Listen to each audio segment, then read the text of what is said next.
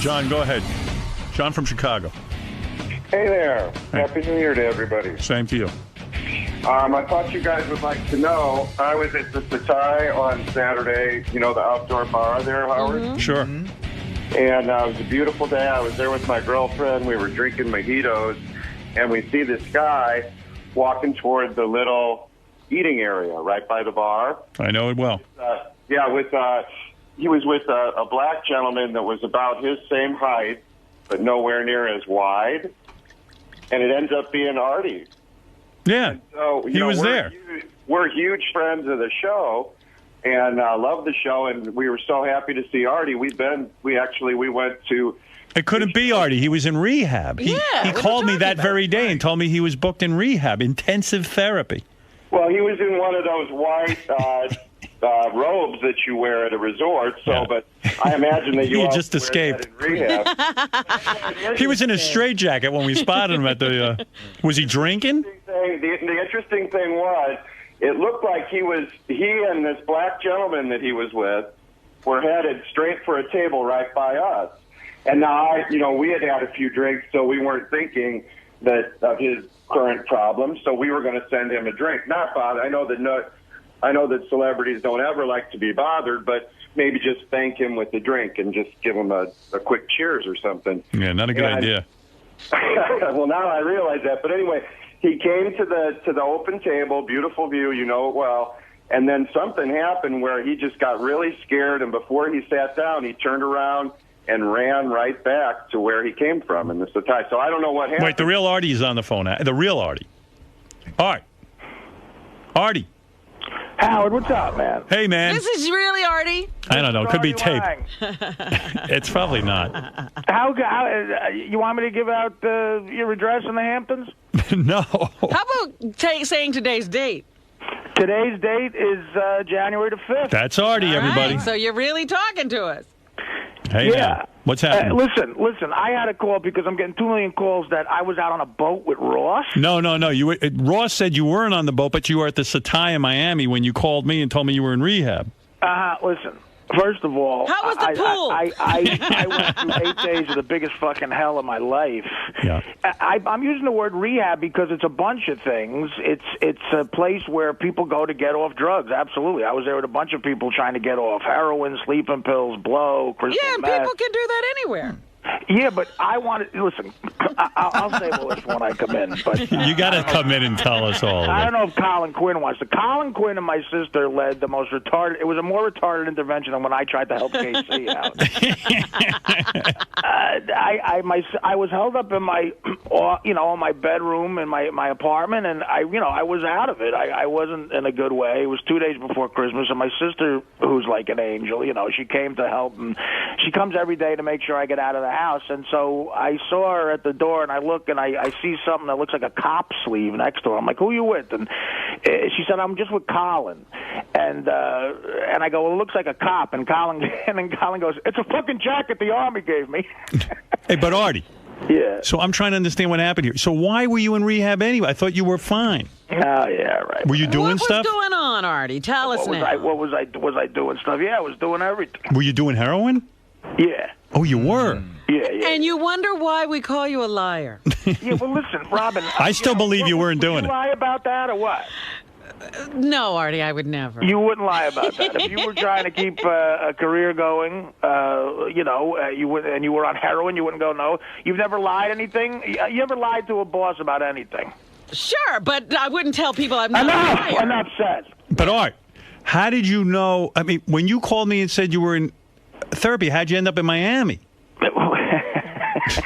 He got lost on the way to rehab. Because I left Artie this beautiful message about how proud I was of him, and then the next thing Gary calls me up and goes, "It's all bullshit." I go, "What are you talking about?" I said, "Bullshit." That's the other thing I'm calling about. That fucking asswipe Gary. It's not bullshit.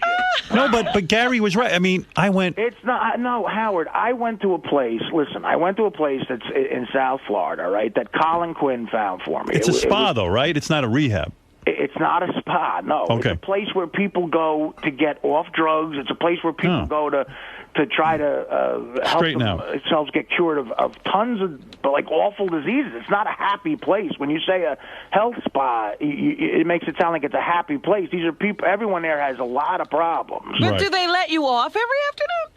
It's not a lockdown, but I didn't go anywhere for 8 whole days. The problem is, I was supposed to, what do you want me to do? I'm not going to move there. No, but I went there and I. But Art. What? So the day that I called you to congratulate you on being in rehab, where were you? Someone told me they saw you at Nobu. Yeah, right. That day I was in Miami. But, so you called from the Satai. But listen to say, Howard, I'm in rehab. Right now. What? I'm in a hotel right now. It's a nice hotel in Miami, but I'm not. Oh, you are? Oh, you're not at the So Satai. why aren't you at work? Yeah, why are you in Miami? Because I'm still doing treatments at this place. I couldn't deal with staying at the place anymore after 8 days. I didn't love the room I was in. I kind of You see, this is the kind of rehab you have to have. Everything has to be the way Artie wants it. Listen, Robin, if you knew what I paid for this fucking rehab, I would have said to myself, where's the butler, for Christ's sake? So when you went I dropped a lot of money going here. My sister came down for 4 days just to make sure I didn't go anywhere. So but isn't Miami far from the rehab? It's like 75 miles. It's about an hour. An hour. Yeah. So for 3 days, I've been commuting back and forth. But I would rather do this than stay there at night. I've been dealing with a psychotherapist there. I saw a psychotherapist 4 times. It's intense shit. I've got stuff I can relate to Robin with now because I've had 3 colonics. I've had wheatgrass implants and all. Did shit come out? Did they make you watch what comes out of your ass? Yeah, I did. I saw it. What came out? They positioned that mirror for you. It looked like. Yeah. Do you like it? No, it's gross, but it's so they really convince you that it's necessary for your health. Like while this woman is shoving a tube in my ass, she's going, "Do you know Elvis had an 80-pound colon when he died?" I'm like, no. And, did you really lose 20 pounds? Yeah, I lost 20 pounds. Well, here's what happened. As soon as you get there, they take blood work on you. So I was scared to death of that. That's why I've never gone to the doctor. I'm scared to death of blood work because of my liver. Mm-hmm. So they took blood work because my sister insisted. So I was like, fuck it, all right, I'll just see what's going to... I thought they were going to say, look, you got 3 weeks to live, So what did they find? They found that I have insanely high cholesterol, which I sort of figured. I have a way higher blood pressure than I normally do, which I figured. But the only positive news sort of was there's 6 liver enzymes. All of them were fine except for one, and that happens to be the most important one, but that was through the roof. And they said, look, the good news is it's reversible, but you have to do something immediate. So they put me on these treatments where this wheatgrass stuff, when they put wheatgrass up your ass. Now that's got to be worse than coffee. Well, it is, but Robin, I have a lot to teach you. Coffee is acidic. This is all alkaline. What you're doing is killing yourself. This is a lawn. They put a whole lawn up Artie's ass. They put a lawn up my ass. That's right. He got it. And you know what? It's a Jamaican woman doing it. So Jamaicans are fucking obsessed with grass, smoking it, putting it up my ass. But Artie... And so it goes to the liver in 7 seconds. So now what it does, they said, look, we're going to give you one of these in the morning, one of these at night. So that combined with not drinking or doing any drugs anymore, your liver is going to start to feel like it's going to jump out of your body. But that's good because poisons are being released from it. So I was like, whatever. So they do those extreme treatments for 2 days. And I thought I was going to have to go to the hospital because they were right. My liver felt like it was going to just jump out of my gut. I said, guys, you might have missed something in the blood work because I think I'm ready to die. And they said, no, it'll go away in 10 minutes because all the poisons are going. And then in 3 days, I never felt better in 20 years. I had this clarity about me that I just never had before. And I started, usually when I go through 3 years of shit, if I try to get back to being healthy, I get on the treadmill. And this is the most depressing part. I can't get by 3 minutes on the fucking thing. Right. After 4 days of living like that with those wheatgrass things, my first attempt on the treadmill, I did a mile and a half in 15 minutes, which for me is insane the first time.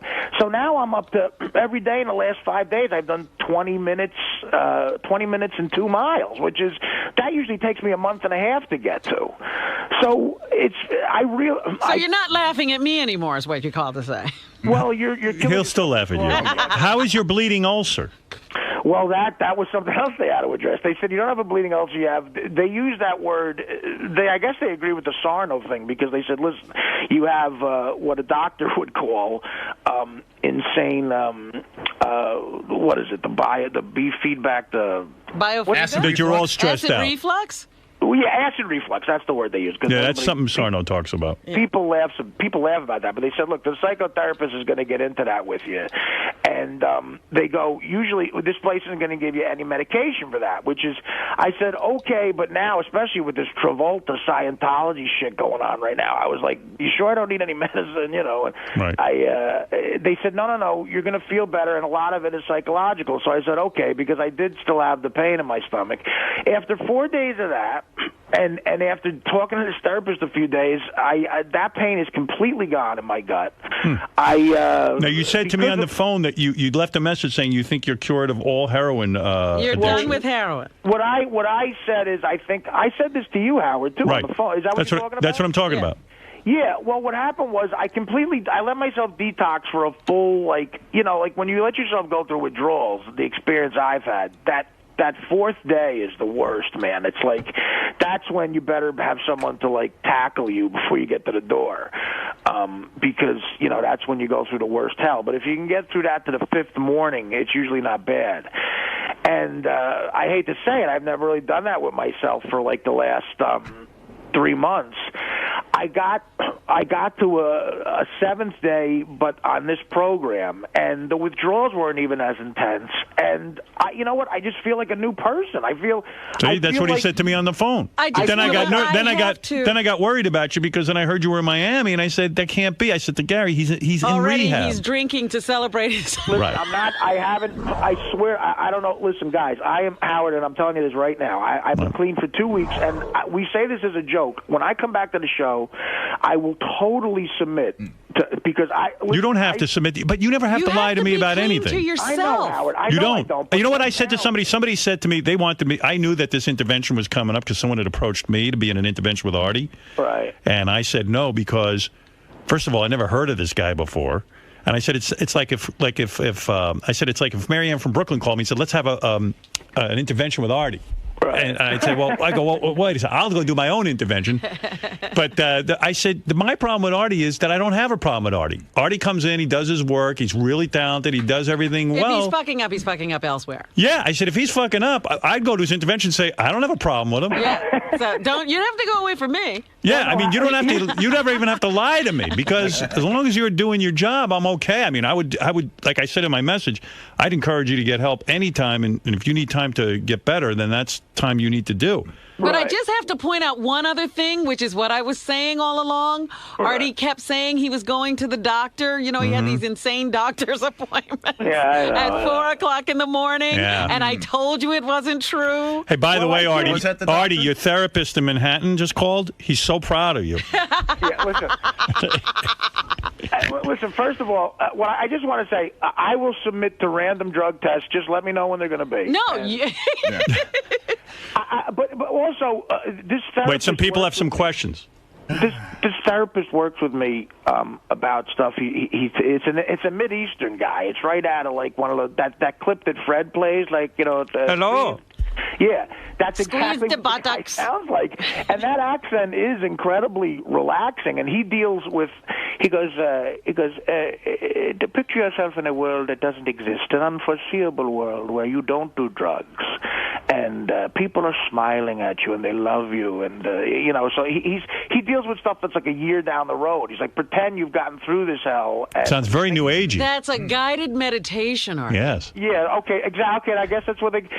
So you're not in intensive therapy. You're in intensive guided meditation. I don't know what the guy calls himself a therapist, Howard. I don't All know. right, wait. So does the colonic therapist.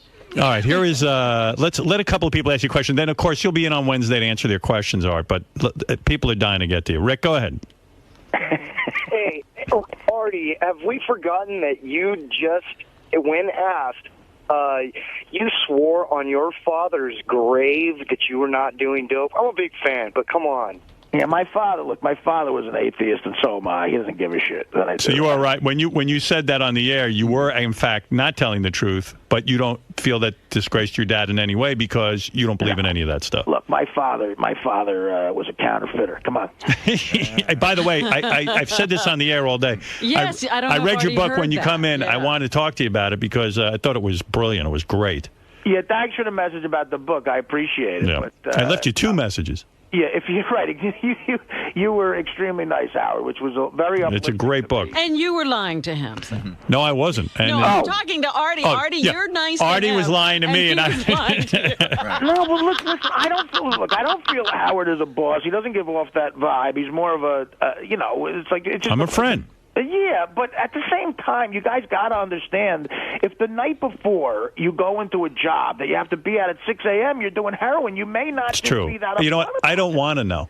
Right. I mean, so But when I people bring it told up- you the lies he would tell were getting more and more outrageous. You didn't believe he was at the doctor at 4 in the morning? I did.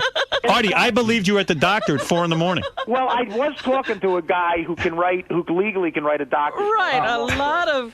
A lot of drug guys call themselves doc. No, he was a guy who the port introduced. Put it this way: if you had a bullet in you, he could get it out of you without doctors knowing. All right, Mel, you're on the air. Hey, what's up, Artie? Hey, man. You're funny, man. You got some great bullshit. Thanks, buddy. What's the number to this commuting rehab? It's not in Miami. It's not in Miami. It's in. You know what? The name of the place is Hippocrates, which I'm is. kidding. Oh, my God. I know that place. You know about that? Is it a spa, Robin? It's a wellness center.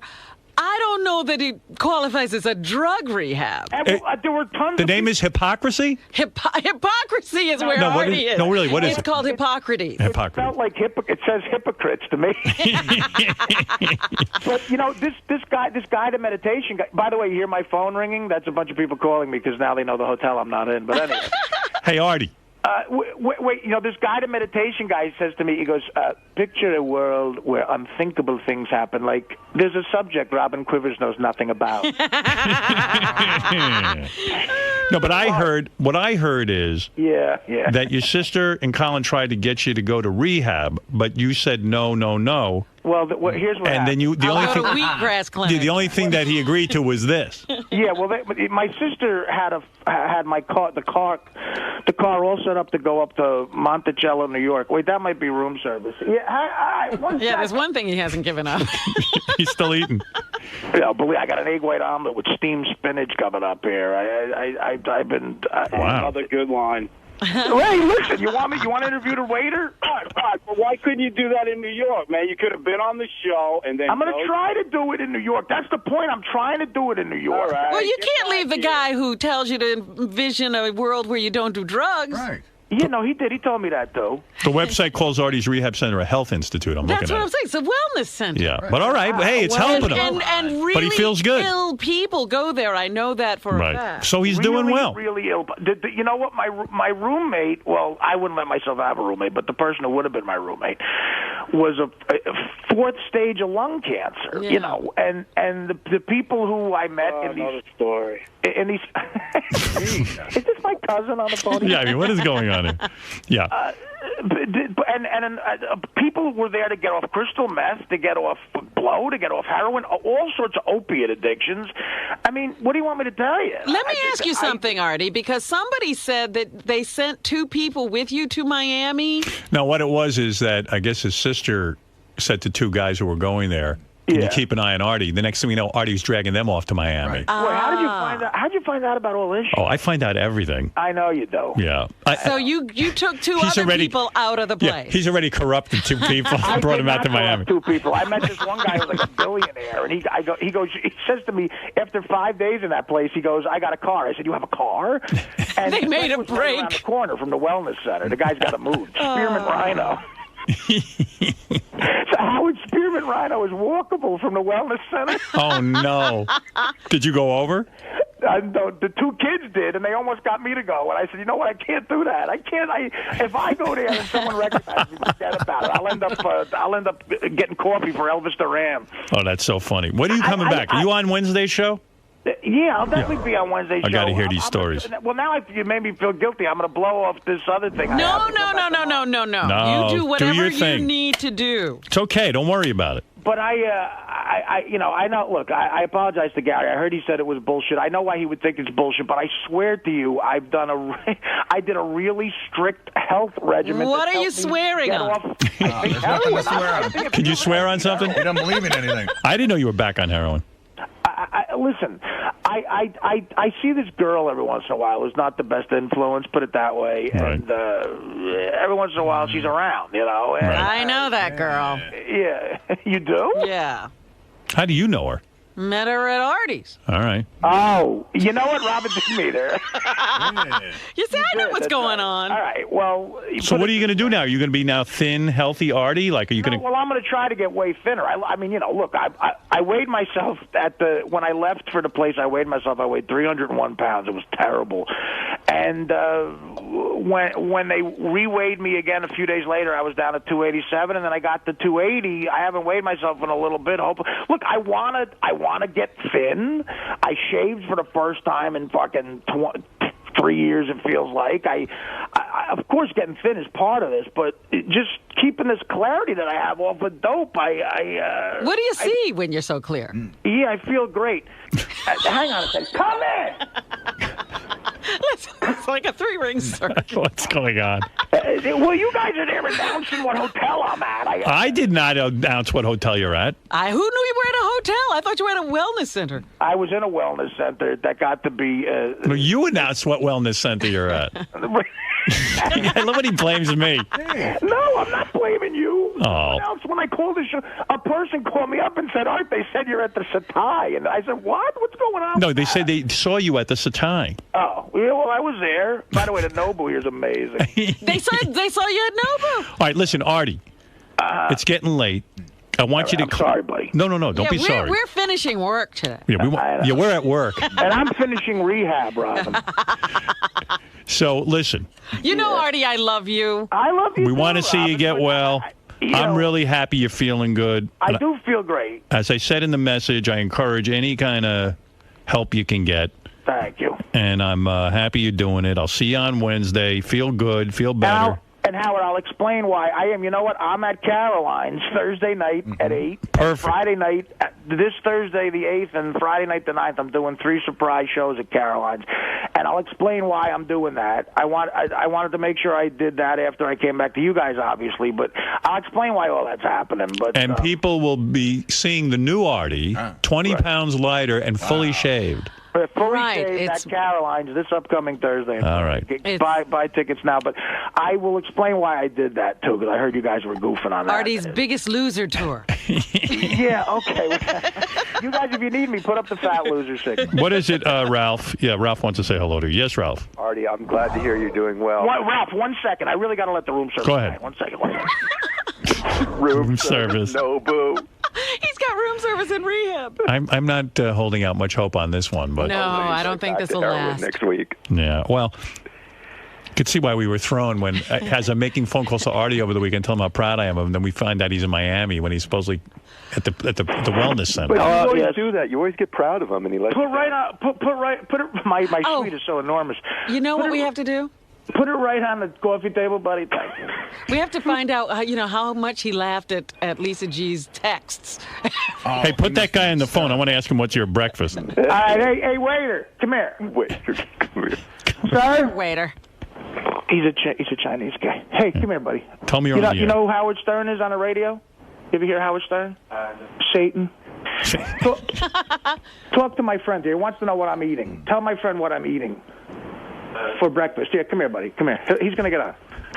Step over that cocaine. Right.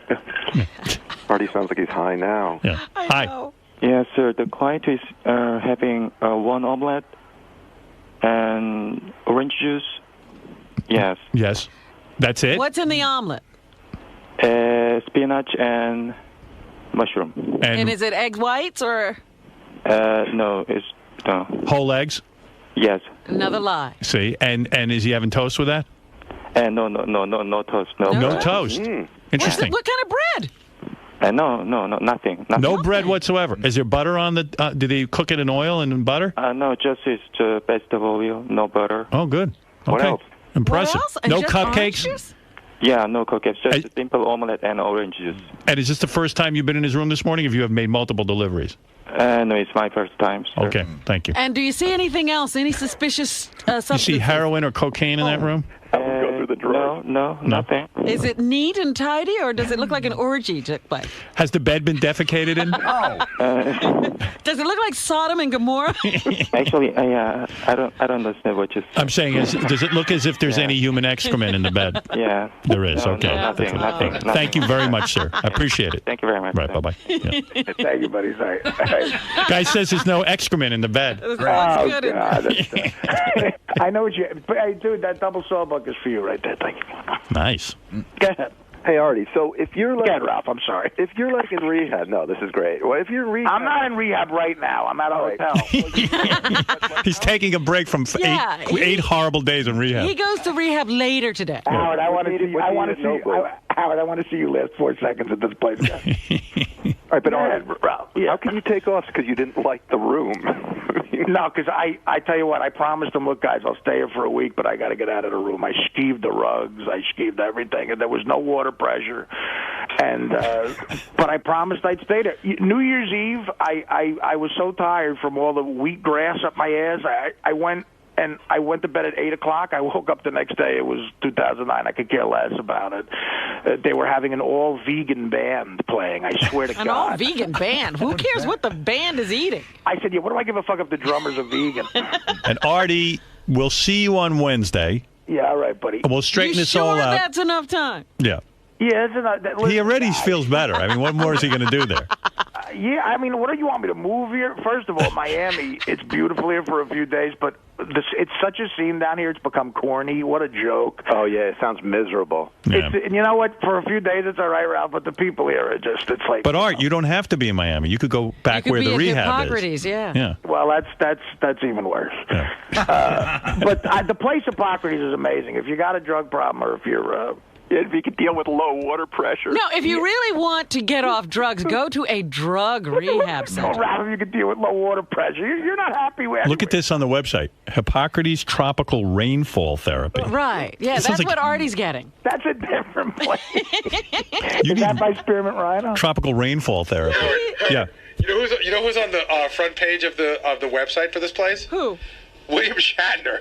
Yes, that's right. They love Shatner, and who's the other guy they love? They want Robin down there big time. Yeah, I've been planning to go down there, but I don't have nearly the problems that seem. Well, I hope you have 15 G's.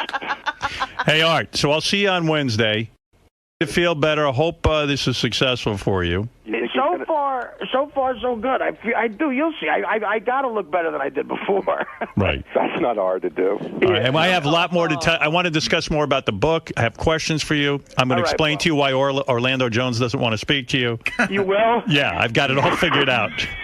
Well, you know what? He actually tried calling me, so he might be wrong. But all right. But you know what? I'm dying to hear all your opinions about that. I want to talk about the book, and then I even want to go through my whole chronology of like getting the phone call from you, and then me calling you to congratulate you, and then finding out you're in Miami. Whatever. Why you didn't go on the boat, Artie?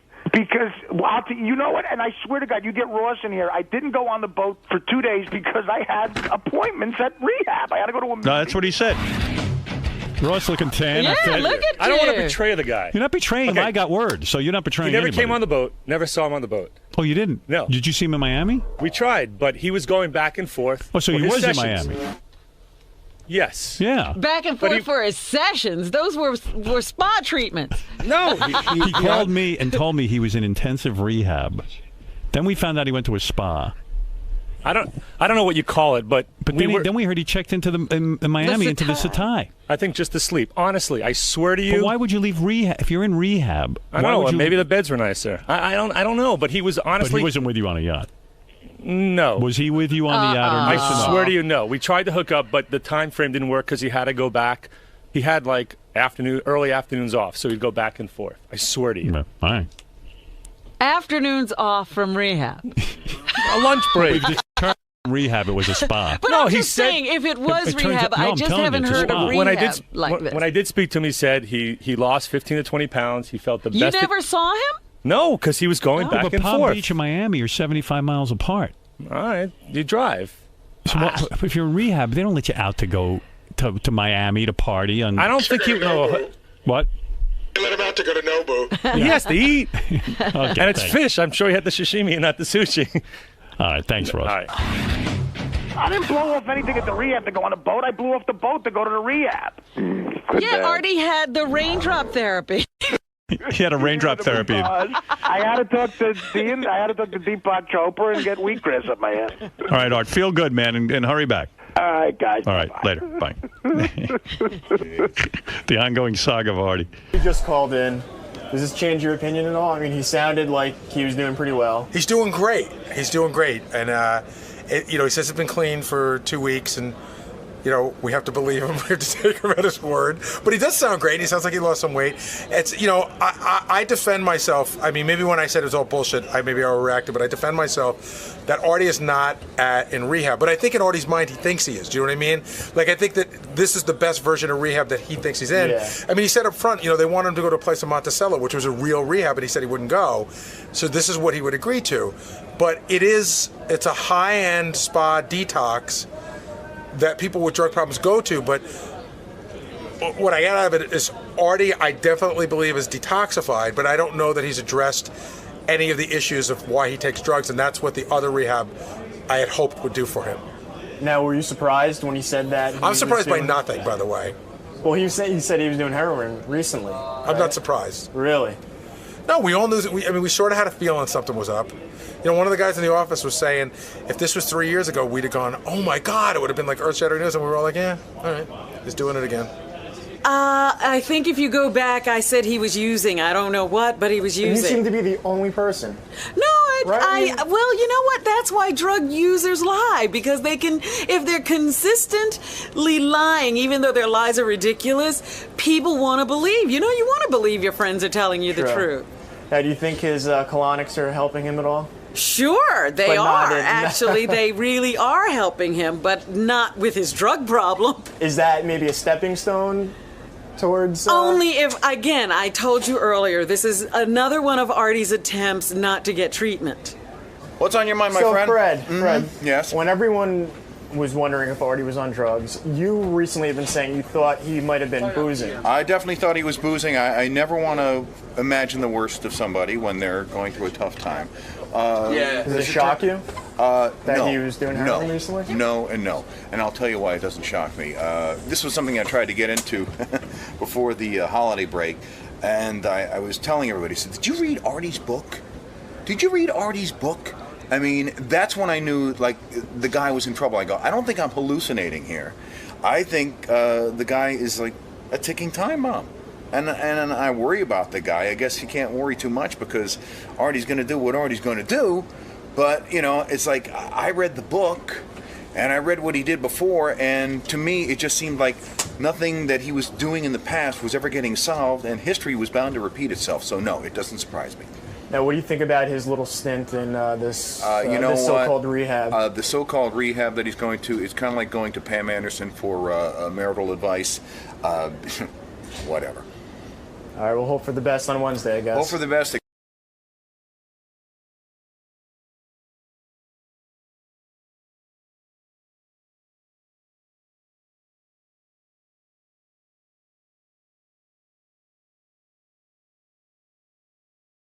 I mentioned Gary went out to the Adult Video News Awards, the AVNs, that's the porno stars. He was out there. He was in Vegas for some sort of trade show, the electronic trade show where they show all the new gadgets.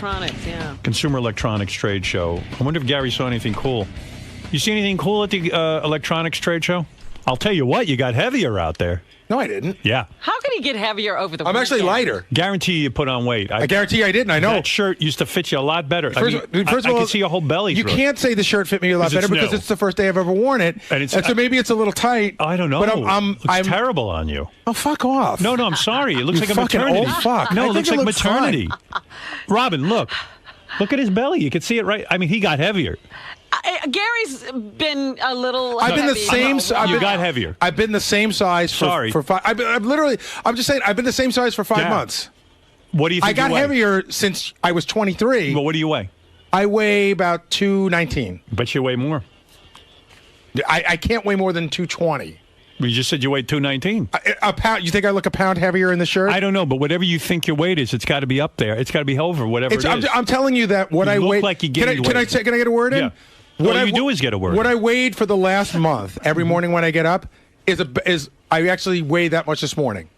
So I'm just saying that maybe I look fat, but I didn't put weight on in Vegas. Maybe that shirt's too small. Maybe it is. Yeah. Maybe it's not. You don't see that he looks heavy? I've seen that he looked heavy for a while. I didn't notice today he was heavier. He is doing the fat guy thing of he keeps adjusting. Yeah. No, the shirt's a little tight. Well, that's what I mean. That's what happens when something's tight. Yeah. The shirt. Artie would know. Artie weighs 20 pounds. Put on his hot chick shirts. I know, Gary. That's what I'm saying. I do know. You're doing that thing where you adjust. Why are you getting defensive? Robin accuses me of not saying anything when she gets heavy. I'm trying to help you. You got heavy. Oh, I love it when you help me. Oh, you do? I thought you were taking offense. You are my Dr. Drew. All right. Hey. Get on the scale. Let's see. What do you weigh? Let's see. 220. Let's say 220. Let me see. You say it's over? I don't know. I don't know what he normally weighs, so it might be 220. In other words, that would do me no good. 221. All right, so I mean, he's right. He's right. Can't fault him for that. How tall are you? 7'3". No, come on. How tall are you? 5'9". 5'9"? Yeah. That's a lot of weight to be carrying. Yeah. Yeah. You're heavy. What do you eat? What's going on? What am I eating? A piece of cake, a couple of M&Ms. Had a lot of. I went out. I went to a steakhouse this weekend. I went to Nines at the Palm Hotel. I get reports. It's one of the best steakhouses in the world. I get reports on you during the show that you're eating out of control. Like a madman. Yeah. Yeah, no doubt. M&Ms. I don't even shut the chips. door anymore.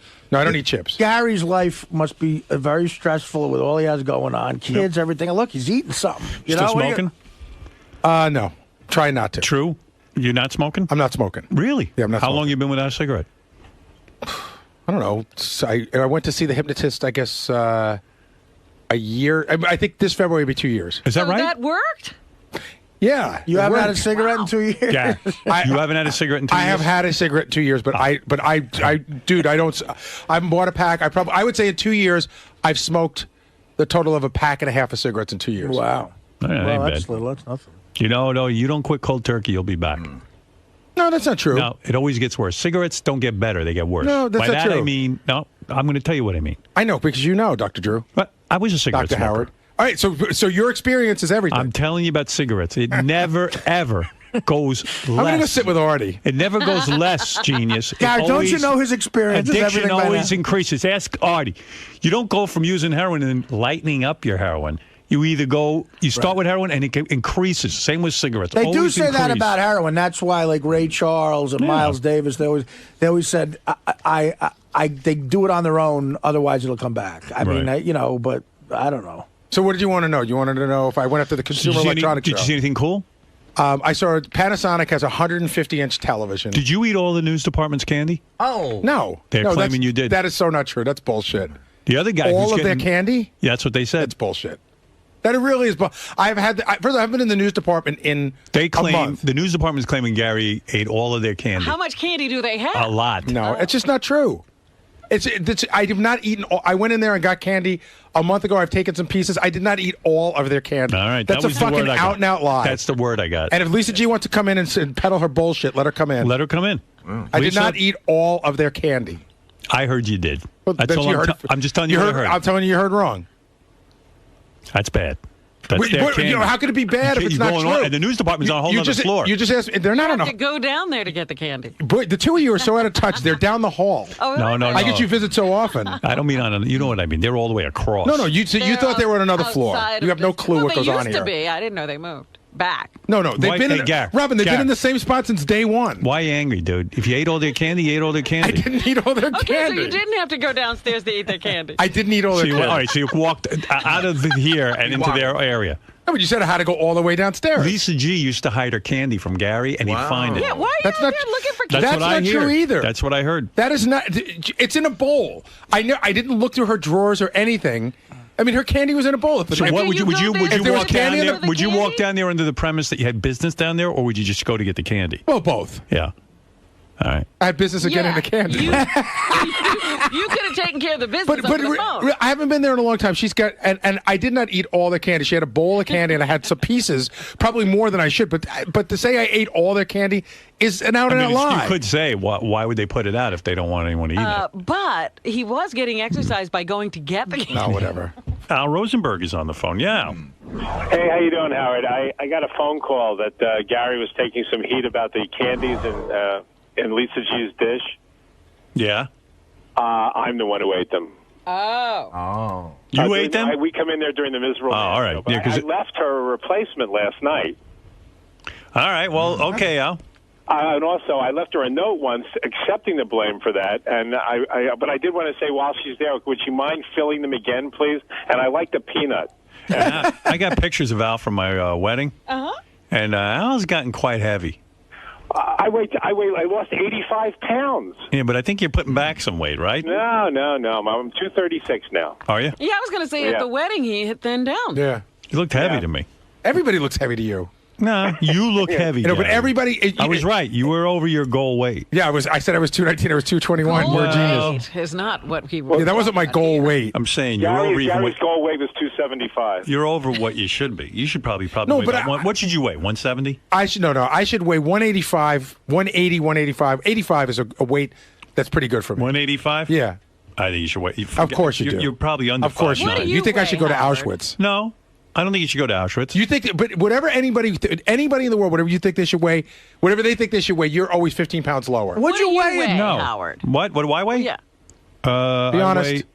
Why would I not be honest? I'm thinking my weight. I weighed myself this morning. I weighed 194. Yeah, because I was going to say, Gary You're said too he should thin. be You're 10 too pounds thin. under you. Yeah. What, there you go. Gary, how much He's did you, so much taller. how much did you weigh after years ago when we had the first Bally's weight loss contest? At the end of that, what'd you weigh? When you were giving yourself the enema on the floor in Bally's gym? I'm trying to remember. I think it was 175, 174. You look really good. And I'll tell you what. I don't respect people who have to lose weight just for money. Like, do it for your health. Don't respect me. Listen, I don't I'm a respect whore you at about all. that. I And agree. then you put the weight right back on. I agree. Thank you, Al. You're welcome. Al's part of the Miserable Men Show. Thank you, Al. It's my man, Al Rosenberg. It's still embarrassing to me that on Bally's rapid weight loss program, I gained 2 pounds. Don't think it isn't. I was embarrassed for you.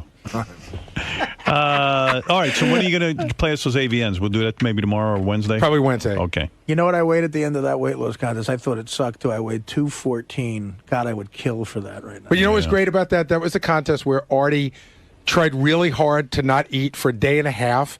And it was killing him. And he broke down. Remember, after the Yankee game, they stopped for 2 slices of pizza, and then they had that. Then he stopped to get, like, burgers or something. Is that what you weighed back then, 214? Yeah. Geez, you would love to weigh 214 right now. Are you kidding me? I was even looking at the poster in the hall where he's walking with the cup in his mouth and all. Yeah. He was thin then. Well, I was thin when we started he was here. I was considerably thinner than he is now. And he'd like to be there now. Yes, you're a big mess. Now I'm looking at the height and weight table, and it says for a guy 5'9", even with a large frame. Go ahead. The ideal weight is 155 to 176. Right, now look up your height and weight, Robin. I'm just looking. No, I'm just saying. 155 to what? 176. So true. Fuck that. There's no way Gary should be Robin, weighing look up yours and see if you're in there. Because you look great. No, I'm just saying that those charts are fucked. Those charts are from the 50s when people were smaller. I'm telling you. Come on, Gary. A guy 5'9", 155 will look like a fucking Artie, I ain't saying string I ain't bean. saying 155, but I'll tell you what, with him, 175 is the right weight. Well, that's what he was at the That's a great weight, but it's a hard weight to maintain. No. I always felt good at 185. You know what you do? Because you take the bottle and the blanket out of your crib, and you say to yourself, I'm a man, I'm going to have 3 meals a day. You see what I just had? I just had a big sandwich. Yeah, I got it. Looked great. Giant sandwich with tuna salad and the whole thing. Tuna fish sandwich. You know it looked good. It was a giant tuna fish sandwich. Yeah, I don't eat tuna fish, all right, but that's whatever okay. you eat. I know some of the stuff from Eat an egg looks salad, great. whatever you like. I don't know. My sandwich from Pump is great, and Howard has it every once in a while. Turkey burger with mozzarella. That's the one I actually recommended. You know what I had last night for dinner? I'm going to tell you what I had last night for dinner. What's that? Big fucking lasagna. But that's it. After the lasagna was over, that's it. But he here's also the question. jogs a lot. You know what? Oh, yeah, I didn't jog at all yesterday. Yeah, but you would have to. That diet would have to jog, and you'd gain weight. You would Okay, gain Artie, weight. I haven't run more than a mile in how 3 long? weeks. Still, running a mile and I've lost weight. Running a mile is a mile more than any of us run. All right. That's what I mean. Are you happy with are you happy with your weight right now, or do you think you need to lose a couple of pounds? I could probably lose 3 pounds. Wow. See, that's But I almost keep it within 3 to 5 pounds. So you're saying you should be what, about 190? I should be 190 ideally. Yeah. Ideally. 6'5"? 6'5". 190.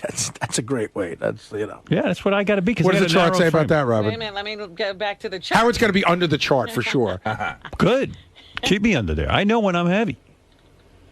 I bet You know the what it chart is? says something you'd go, that's ridiculous. I bet don't that's what the chart have, says. like, if I stopped running and probably worked out with weights more and did intense working out, I'd probably pack some muscle on and look a little better. And weigh a little more. Yeah, and But weigh a why little would more. you do that at 55 years old? You look not good. gonna You do look that. great. That's you look it. This is my fine. look. You're healthy. This is your look. This is The it. chart stops before Howard's height. You look good in public Yeah, they school never- shirts. I never was on the. All right, what I does was never on- 6'4" say? 6'4", it says, for a large frame, 181 to 207. No, but what about a thin frame? A thin frame, 162 to 175. There you go. Oh. You're probably if the chart close. went that You're in the high, you'd be middle. under it. I think you're in the middle, like a middle frame. No. He's not. He's a smaller frame. You think, with Yeah. his wide shoulders and everything? And he's 20 pounds heavier than the highest weight there. But that's for 6'4". to 197. Oh, 6'4". To 197, Art. And For I'm what? A small 190 frame? No, large. 171 to 187 is a middle frame. A large frame is 187. 181 to 207. So you'd say you're a middle frame? Yeah. You're All right, heavy, so let me- you're heavier than that chart says. That's for a 6'4". But let's talk about that chart. I'm 6'5". Okay. Right, yeah. so he's probably got some leeway. He's talk about probably the right chart on, for a second. on there, right on the right thing. Fred's in great shape, right? Yeah. And I'll bet you if you compare the chart, Fred. I guarantee you Fred falls in the right I area. bet he does. Fred's what? Fred's a medium frame. Want to know something? I'm probably about, according to that chart, I'd probably be considered to be 10 pounds over. That's That's right. right. Yeah, how tall are you? Height. How What tall is are your you? height? I'm between 6'2" and 6'3", 6'2" and a half. All right. I'll go to 6'3" then. And Fred is Fred a medium frame? Yeah.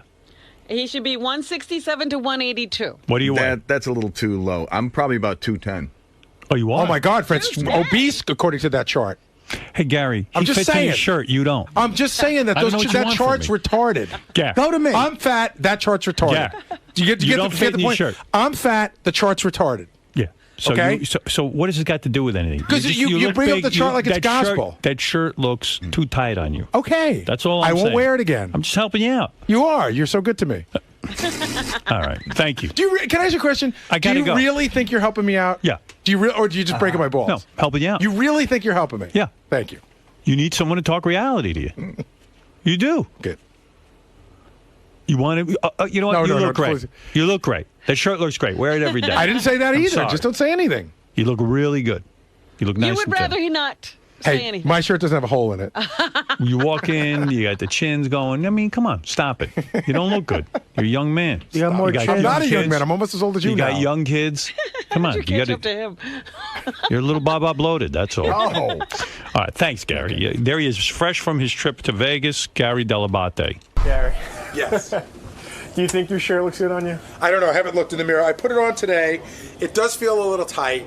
I didn't think it looked like I don't think I look like Richie Balinson, okay? You know what I'm talking about? Yeah, Like yeah. I don't have the Tim Sabian thing where the buttons are screaming. So maybe it looks a little. I mean, again, that's him talking. But Artie's right. I do have the thing. It's tight on me, so I feel uncomfortable in it. I've noticed like the picking, like what Howard says. But I guess- do that no matter what. I do that with a regular shirt. But do you I think, do that all the time. Do you think Howard's being a little outrageous, saying like you're so overweight and? Well, I am overweight, but he would, he would have it be like he doesn't know what obese is. He should go travel the Midwest. But that doesn't mean I'm not fat. Yeah. I'm fat. But in Howard's world, I'm at the high end of the spectrum, and I'm just so not. What do you need to lose, you think? Like 20? I need to lose 20, 30, 35 pounds. And he would say you probably need to lose. He thinks I need to lose 45. You definitely know. You know.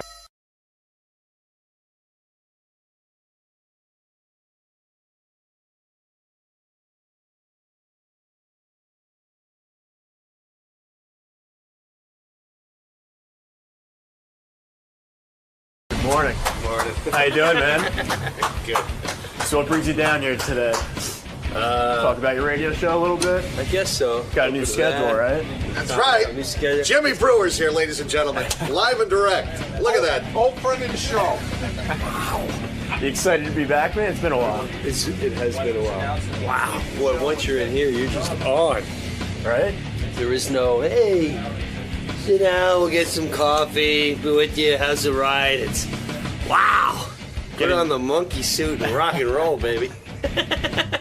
Jimmy Brewer is a guy, of course, everyone knows him from Saturday Night Live. He's a comic, he's a funny guy, and they know him from Sirius Satellite Radio. Jimmy, what is going on now? You're doing one show a week, is that correct? Fridays only. Fridays only. Fridays only. You went to Sirius at the end of your last contract. You said, look, I need more time to go on the road. I need more time to do stand-up gigs. Right. And they said, okay, let's see if we can work something out. And then it couldn't be worked out? Yeah, I wanted I wanted to be able to bring everything on the road. Right.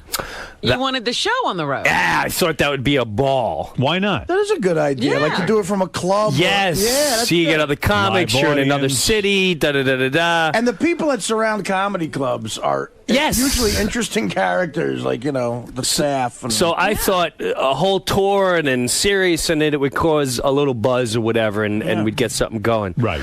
That never seemed to... they couldn't get that together? No, I tried that for years, too. I'm like, let's go on tour. And they go, that's a great idea. Right. All right, well, I got some dates lined up. Okay, let's work on it. Well, we're in the third week now. What are we doing? It's hard to get things together, isn't it? Well, this is a big organization. There's a lot of shows being produced. But I get it, too. Yeah, I also get there's, that's not their thing. They're about subscribers. And I get that. Right. I get that. Right. So at the end of the day, I wanted to get back out there. And so this is good. You have a schedule you like now. Love it. And we still get Jim Brewer on Sirius. Fridays only, XM, Sirius, the whole shebang. On Raw Dog? Raw Dog 104 and XM 150. Look at you. So you're happy. Is it a 4-hour show? 2 hours. 2 hours. 2 hours and then repeats. Still 4 to 6? Yeah, 4 to 6 and 9 to 11. And the same crew? All the guys are in it? No. Pete left. Oh, Pete's gone? Pete left. That was your right-hand guy. That's like if Robin left. Yes, he's very, very funny, but Pete's funny because he was a little hurt. Right. That they wouldn't give him a gig here. Okay. So he started stealing shit. So if you're missing... Stealing stuff from here? Yes. So if you're missing... he's a klepto, absolutely. Wow. Corielli's bad news. What did he take? Oh, he took recording equipment. Wow. I'm sure. Oh, he's taking big time stuff, not pens, huh? As a matter of fact, I had to go to my studio and get out bongos, guitars, because I got an inside tip. He was coming here Saturday to wipe out the place when no one was here. He was angry, and he felt, look, maybe... He felt he put his heart and soul into being here, which he did, I got to say. Yes, I know. He's a good guy. Loved being here. Right. Corielli's a funny motherfucker. He's very funny. He belongs on radio. And a great stand-up. Why can't he do the show with you, the 2-hour show on Friday? He can. He doesn't want anything to do with this building now. He cleaned it out. Did they go to him and say, listen, you can't steal this stuff? No, they have no clue. They don't even know he wants. No, they're not going to know till like 2 months from now. And they're like, where's our main computer system? He's a master. Master. Yes. So he's out doing his... Are you still friends with him, though? Oh, yeah. I talk to him every day. He's hilarious. So who else is on the show with you? It's just me, and then I bank on guests. Right. And that's really it. I'm going to be doing some bits, characters, talk, and hopefully Pete is eventually going to wean himself back in. Well, eventually he's going to want more tape recorders and stuff. That's right. He's going to need more equipment. Sure, he'll come back. And he has nowhere to hide from his wife, so absolutely he's going to have to get out. Well, listen, I guess I'm happy for you if you're happy. I'm happy. Like this. Yeah, I'm very happy. Because I was upset for a while that I heard you weren't going to be here, and I got very upset about it. You were one of the original guys. Yes, and I loved it. And I offered, hey, what about 2 weeks on, 2 weeks off, week here, week off, and it's confusing. And I was like, all right, well, whatever. Once a week. Once a week is good. Fridays is good. And I mentioned your father earlier. How's he doing? I heard he was. I wanted to bring him in. Yeah, you should have brought him in. How old is he now? You would have a blast. How old? Do you put him on your show at all? I bring him on the show. Yeah. I toured with him last year. I'm going to tour with him again this year. He's 85. Really? And he's gotten so old he started shitting his pants. He shits his pants now. Is that the funny thing? It's funny and not funny, Robin. He's I know like you Beetlejuice. It's like your ex-boyfriend. Yeah. And it's the places where it started happening. You know, I brought him out to Zanies. Well, to shit on your pants and Zanies would be a normal thing. Oh, yeah, it's Zanies. Right. No, really, what's going on with you? Why is he shitting his pants? He's 85. He can't hold his bowels. So I have do you rush him to the toilet, or can he? No, I got to carry around. Feel it Well, coming on? He feels it coming on, but once it's coming on, Robin, you have about 8.3 seconds to find a toilet or get a bucket. I'm not calling your father a thief, but didn't he steal all that from Bob Levy? All the shit in the pants stuff. His last episode, we're in Kentucky, and I'm playing someplace in Kentucky, and he's visiting his sister, who he hasn't seen in 4 years. So we're on the riverfront, big tourist spot. Does his sister shit her pants? No, she doesn't shit her pants yet. Okay, go ahead. Although the Brewers do have a history. Once they're over 84, they shit their pants. They start to shit their pants. Oh, bets are off. And a woman shitting her pants is a novelty. But you were telling a story. You said you were over. Where were you again? We're in Kentucky. Yeah. And we're right on the riverfront. People taking pictures of the river, and all of a sudden he goes, "Oh, no, I gotta shit." I said, "All right, relax." I tell his sister immediately, "Listen, we got to go right now." We started heading for. He can't walk fast. Right. He shuffles. No, he's old. Yeah. We made it maybe 5 feet. Right. And he dumps it all right in his pants. Oh. So now I gotta. What do you do? Well, you start dry heaving is what you do. So you're trying to hold it in. Right. It's funny, but it's not funny. I feel bad for him. Do you love the old man? I love him to death. You do. I love him to death. So I got to hover behind him. I had to get him in this little Irish pub. And as we're walking in, the place is packed. It's like 5 o'clock dinner hour. Oh, no. People going, "What the fuck is that smell?" They're staring at 3-year-olds. Like, that 3-year-old shit himself. Yeah. And he's got a whole stain through the bottom of his pants. So I got to hover over him. Is the duty falling out of the bottom of his pants? It goes all the way to his socks. Oh, my God. Goes down to his socks. Because it's an adult bowel movement. Yeah. Wow. Well, yeah, man. So I got him in the toilet. And I locked him in the stall. And now I got to go shopping real quick. Right. And when why not wear a diaper? Why would he not wear an adult That's diaper? humiliating. Yes. Yeah. That's right, Robin. Should have got the Mexican that hosed down Robin. How often does this happen? Before I got a schedule down, like I absolutely will not bring him outside the house unless he shit. Maybe you shouldn't bring him all the way to these faraway places. Well, I learned my lesson. Yeah, after the 4th time, and I had to hose down my car. Yeah, and he's probably more comfortable at home. No, he can't. My mother drives him nuts, so he's more comfortable on the road. Yeah, she probably doesn't like it when he shits his pants. No, because she's not helpful at all. I'll come over. He's like, "He shit all over the goddamn rug, and I can't do this shit. I'm not even gonna clear. It's bad enough I gotta wipe the shit off the back of the dog's tail. Now I gotta wipe the shit off your father. It's disgusting. How do you not know you're gonna shit, Jim? Jesus Christ Almighty! He's a World War II vet. Any respect? Doesn't that embarrass your father when your mother carries it's a on like nightmare for my father. I did. We were on a tour bus. Yeah. We were on a tour bus. Right. It was the most god awful thing. Artie, you been on a tour bus? Why wouldn't your mother be loving and say to him? That's them. My mom would go, I love taking care of your father. I'm sick of making you goddamn dinner and washing the shit off you. Jesus Christ, wipe your ass, Jim.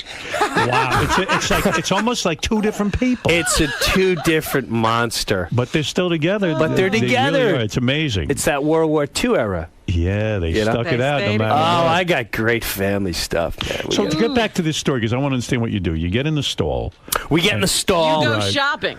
I go shop and I buy. What does your old man do while you're shopping? He's stuck in the stall. I said, don't touch anything. Right. Don't take your clothes off because he'll try taking them off and he can't keep his balance. So it's like a little kid in a crib, he starts rubbing up against the stall and now it's all over. Is he sorry? Does he say he feels awful. Yeah, I feel bad for that. Nah, I mean, he needs his dignity. He's completely degraded and you hit it, Howard. But he's killing.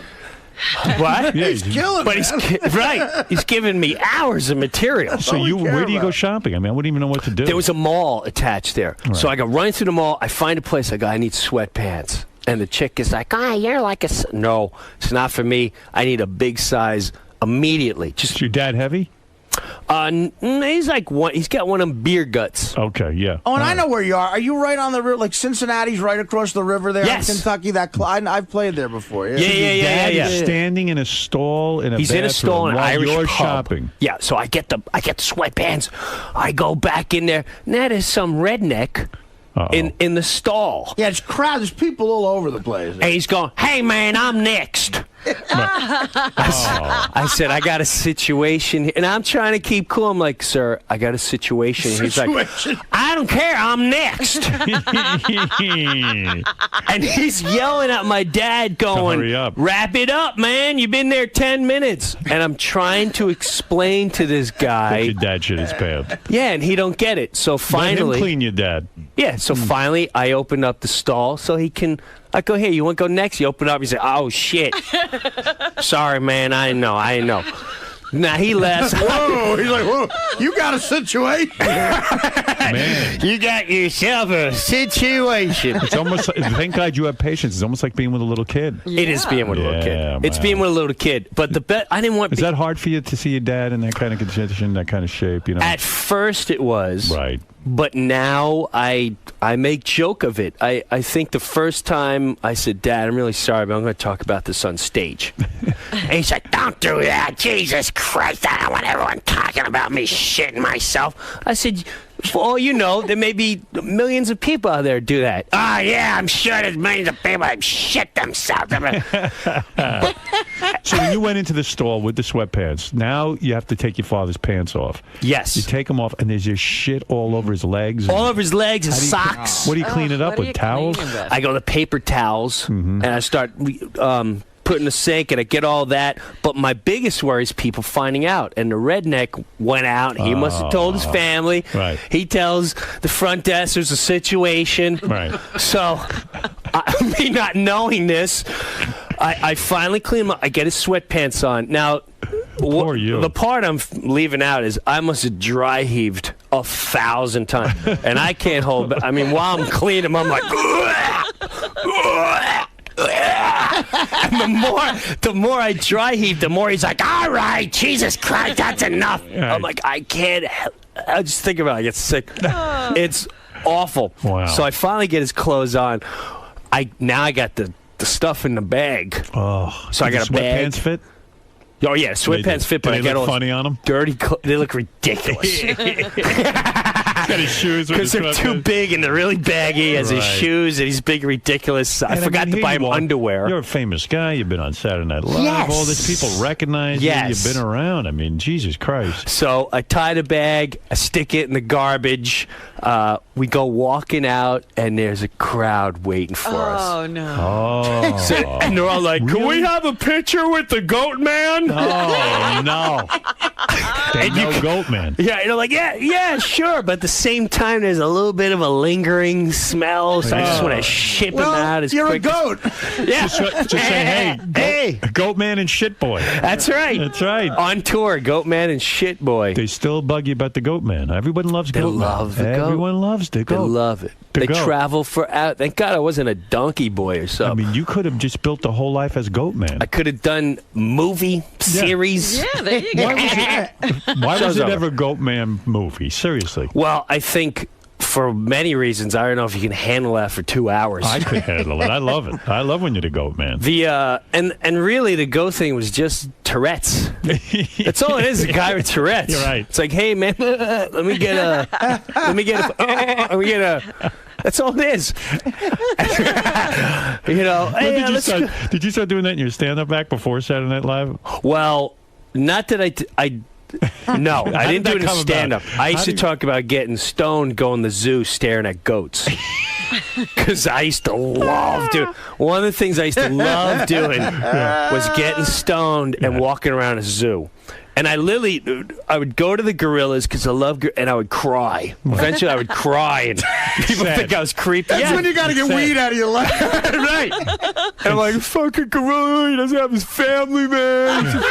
He's just sitting there. He's got nothing to do. It's like a fucking person. slavery. Yeah. Yeah. So then I would stare at the giraffes like, that's a fucking dinosaur. Does anyone get it? So Right, it's a living dinosaur with that long neck. Yes. Right. So, I thought I was the only one on this plane of evolution here. And then I would go to the goats, and I would laugh. I'd get really high and just stare at the goats. And the more they, the harder I would laugh. Like, people must have thought I was a freak show because I was just sitting there baking. Like, who makes fucking noise like that? Fucking hilarious.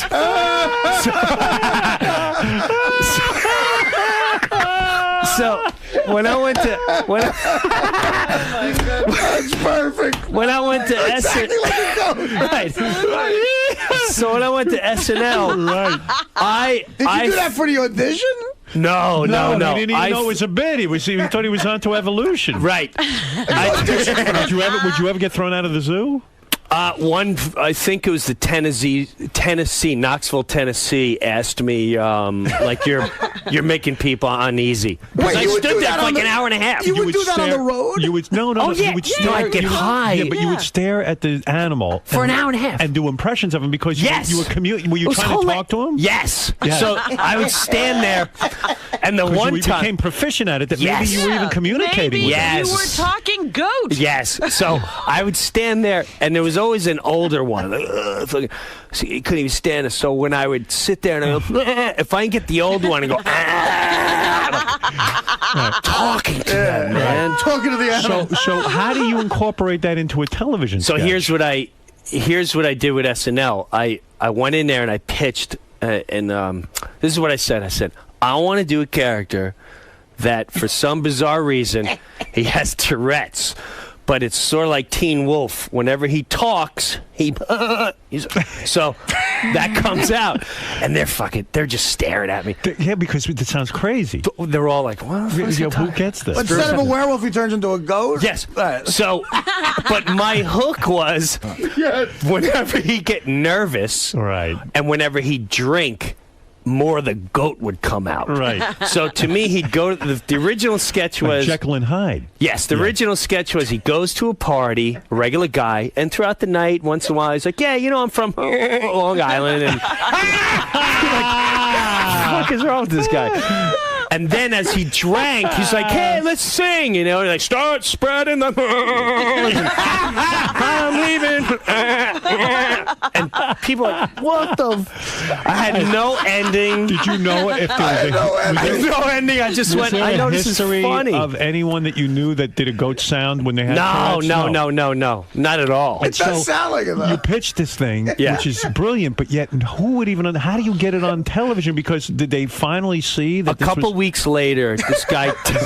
It was genius. Who gives a fuck about an ending? Right. A couple weeks later, one of the writers, Tom Giannis, was one of the writers, and he comes up to me and he goes, "Don't ask me why, but I was thinking about that goat thing you were talking about." He goes, "And I really like the angle that he sings." Right. I go, "All right." And he goes, "What about he just sings 80 songs?" I was like, "You're just as fucking bonkers as I am." This is good. Why would you? I didn't like it. I thought it was stupid. But maybe he would get it on the air. I thought it was stupid. I did. Like, he sings 80 songs? That's retarded. No, but at least someone was buying into your concept. Yes. Yes. So the first Goat Boy was he sings just 80 songs. And it was like an infomercial. Like, he used to be this, and now Goat Boy sings 80 songs. And it was like, I remember seeing it. Right. Yeah, And you're like, you can, so if you want to, you can. But in a way, didn't they ruin Goat Boy in the sense that you wanted this just to be some guy, not name him Goat Boy, No, I didn't want to name him Goat Boy nothing. Right. Don't even reference what it is. No, I didn't want any of that to happen. Your idea was pure. Yeah. And then I saw it as a franchise. I'm like, then we'll do the movie where it's like Teen Wolf, where you don't know what's wrong with the guy. Right. And then we find out he was a government experiment. And then at the end of the day, there's something going on in the mountains, and the only one can get to the people in the mountains is the Goat Man. So wait a second. This was genius. And this gives me insight into how Saturday Night Live works. And this must be the frustration of it. Here you have this great bit. You see it in your head. In order to get it on the air, you have to even water down the idea, name him Goat Boy, then have him sing 80 songs. Right. And that is kind of sucky, right? That's why you need your own show, because you can do what you want to do. Well, it's hard to, in any industry, when you visualize, you're the only one with that thought process. And when you pitch this in a meeting, it's hard to convey why it's funny. Yeah. I'm like, you don't get it. It's just funny. Right, and then with sketches, they concentrate on the ending so much. Yeah. Eventually, it's an hour long. Did Lorne Michaels eventually, did he think you were nuts and we wasted our money on this guy? And then when Goat Boy, he loved the Goat Boy. He did. After the first one, then Tom Hanks was coming to host. Okay. And this was like the beginning of the second season. And that was when that guy came back. He's like, let's give Goat Boy his own talk show. And he hosts the 80s. I'm like, 80? What why can't we let go of the 80s? Yeah. What is he good? And he had a bizarre thought process. He's like, I just think it's funny that he just hosts 80s. This is hilarious. And he's on VH1. And it's not funny. Well, people freaking... And what that did was allow guests to come in and be like, oh, I want to dress up as so-and-so from the 80s. Right. And so as much as I was like, it works, though. But you know what? And he was like, it did work. The sound is so funny, though. You could do it. It would work in anything almost. I like Goat Boy just being a guy with Tourette's and having to get through life and ask girls out and all that His other original stuff. idea is edgy. It's edgier, first of all, and it's funnier. If you had a real Tourette's I didn't want the goat on his face and all that. Yeah, and the hair. I didn't want all that. If you were going to ask Robin out and you had this hilarious. You'd be funny. You'd be like, Robin, I think you're very... very attractive, and I think we can. It's hilarious. So this is all good. I like what you're saying. I mean, I'm going to tour. It's going to be the Jim Brew presents the Family Man tour. I'm going to show videos. Yeah. Your dad will be there. You could see him when you go on the website. There's a whole road journal of me on tour with him, and he might shit his pants at the show. He might shit his... You know what? Why not just stop feeding him? If you're lucky. Why don't you stop feeding him? That's what we said to do with Beetlejuice. Don't feed him. Well, maybe it's like, you have this special routine with Bianca, so you know when she's going to go. That's true. So you put him on a schedule. He's tough to put on a schedule. Now he's on a schedule. Take a few phone calls from your fans, please. Sure. John, go ahead in Orlando for Jim Brewer. Jim, of course, does his own show here at Sirius Satellite Radio. And he's doing a solo thing at Sirius now. The rest of the guys left, but don't worry, they got paid in equipment. Hey, Jim, big fan. What's going on, buddy? How are you, Johnny? Howard, you got to have Jim tell the story about when he caught a bomb threat into Sears in Valley Stream. What? What are you talking about? He was young. I hope this is when you were a kid, right? Yeah. This is when I was about 18, 19. What happened was Were you a bad kid? Were you No, I was a nice class clown. Seems to me, though, you're a very wild guy. You're a little out of your mind. I really was the back classroom class clown. I wouldn't go to the point where cops would get involved or someone would get hurt. Did the teachers dislike you because you were a pain in the ass? They're just trying to do their job, and you're back there making jokes and at their expense and all this stuff. I would never get caught, though. You wouldn't. They didn't know it was you? I'd be like, what are you talking about? I'm doing my work. And so you must have known you were going to be a comic your whole life almost. I knew since about 6th grade. Steve Martin, Let's Get Small, was the first record I heard. And he did a whole section on farting. And 6th grade, I'm like, this is the greatest bit I've ever heard in my life. We're probably the exact same age, and I can remember with my friend, this kid Mike Sienna, listening to that exact album. I know the whole album still. At the age of 12, and just like laughing so fucking Steve Martin's hard. the guy, right? I mean, Steve Martin was my first original guy. Then came Pryor. Right. Then came Carl, then Kinnison. That was like, oh my God. Did you ever get to see him work live? I did twice. Yes. Once, wasn't it amazing? He would just come up with stuff, right on stage.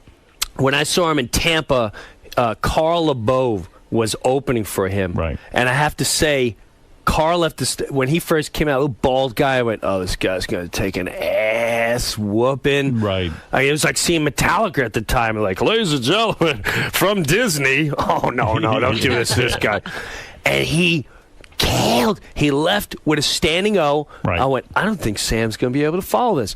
And then Kinnison came out. Bigger than life. Bigger. But then the second time I saw him was a disaster. That's when he was getting high. 4 or 5 guys with him, and he was a mess. Killers of Comedy or Outlaws of Comedy. It was awful. Yeah. It was just awful. I saw him at Rascals. It's actually, you might even remember this day. He was on your show drinking. Uh-oh. Promoted Rascals in Jersey, and I listened to the whole show. God, that was I was great. working like construction at the time, and I went to Rascals, me and my buddies, and he fallen off the stage drunk. Those were he bad. didn't finish. Well, I saw him in Westbury one time, and I was backstage with him, and he was funny for the first show, and by the second show, he was blasted, so that was it. He was done. What about, so you were saying you called in a bomb threat to Sears? Yeah, what happened was... Valley Stream, of all places. The nice class clown? Yeah, let's hear how you were... No. Yeah. This is overblown, and that's why I got so Explain mad. yourself, yeah. First of all, I need to set up... my brothers are cops, especially back then. I had one in the 5th in Valley Stream. I had one in Manhattan. So I was hooked up with my PBA cards. Right. With that to say. I'm working at Sears, and no matter where I worked... I always, let's have fun while we're here. I don't want to mope around. Why make it a bad thing? Why make this a bad thing? Right. So we worked in the paint department, and right next to Valley Stream, Sears, and the next department was hardware, non-commissioned hardware. I need to say that. Right. Because if you take your job too seriously and non-commissioned, you're a joke. Right. So we would go there, and there was this new guy in hardware, and he's in his 30s at least. So we're kids, and we'd go in there and we mess up their stuff. We'd take their power tools and we put them in another shelf. And you're kind of a douchebag then if you're 30 and you're still in non-commissioned hardware? Not a douchebag. You're right. just off. You're off a little bit. Okay, what are you doing? You're off. You got someone pregnant, something going down at home. You should not be at Sears hardware after 30. Right. Case closed. Right. So it's not even worth the benefits. I don't want to hear it. All right. So this guy's down there, and one of our paint guys comes out. He's like, oh, the new guy just kicked me out of his department. Well, oh, really? At the time, we had a crisis. This tells you how long ago. We had a crisis with Libya. Right. Muammar Gaddafi. Sure, I remember. And he shot 6 missiles at one of our planes and missed, and then we went and bombed him. And all right. Yeah. So with that, I call up, as God is my witness. He picks up the phone. I'm staring at him. I said, hello, this is Muammar Gaddafi. And the guy's like, who's this? This is Muammar Gaddafi. How do you sell that, sir? How do you spell that, sir? Yeah. What the fuck is wrong with this guy? I go, Muammar Gaddafi, a leader of Libya. He goes, okay. I go, I just sent 6 Libyan missiles to hit the hardware department in Sears Valley Stream. And he goes, what did you say? I sent 6 Libyan missiles to hit the hardware department. And I couldn't believe that this jackass was taking us down as information. Just the hardware department you're going to hit Just with the hardware department. So, and I even ended with like, long live paint department. Yeah. So hang up. Oh, so it's from the paint department. Yes. Right. Long live the paint department. So I leave. I swear to God, I leave. We go to the break room. Me and my friend, we're hanging out. I come back through the swinging doors. There's nobody around. Like, there's no workers. There's no. Oh my God. There's no people. Like, what happened? What the fuck is going on? All of a sudden, you know those security guys that pretend they're security are in plain clothes? Right. Oh, He yeah. comes out of the back. Brewer, what are you doing? We got to get out. You got to get out. I said, we're about to clear the mall out. We've had a bomb threat. Oh, no. Jesus. I went, what do you mean? What do you mean it was a bomb threat? He goes, the new guy in hardware just had a call in for a bomb threat. The new guy. Muammar Gaddafi, no less. And, well, I should have kept my mouth shut, but I went, that wasn't a bomb threat. That was me playing around. And he went, what? He goes, bro, you fucking kidding me? He's like, we called this in. They're about to evacuate the mall. I said, well, evacuate them because I said I was moving. He's like, you got to come downstairs and talk. Oh, no. Cops. Everything. You had to explain them. Yeah, I had to explain. Long story short, I have to meet with the president of the Long Island Sears unit. Oy vey, they fire you? And to give credit to that guy, I don't remember his name. I walk in. He's sitting behind his desk with his big suit on, you know. Sears, you know, with all his different sections. Rockville Center, #1 in sales. Stearns blows. So he's sitting there. We walk in, and he goes, tell me what happened. I said, listen, sir, I finished all my paintwork. Right. I put up my signs and did everything. I said, I shouldn't have been making phone calls, but I did say, I am Muammar Gaddafi from Libya, and I sent 6 Libyan missiles to hit the hardware in Sears Valley Stream. And he tried really hard not to laugh. Right. I thought he was going to fire me.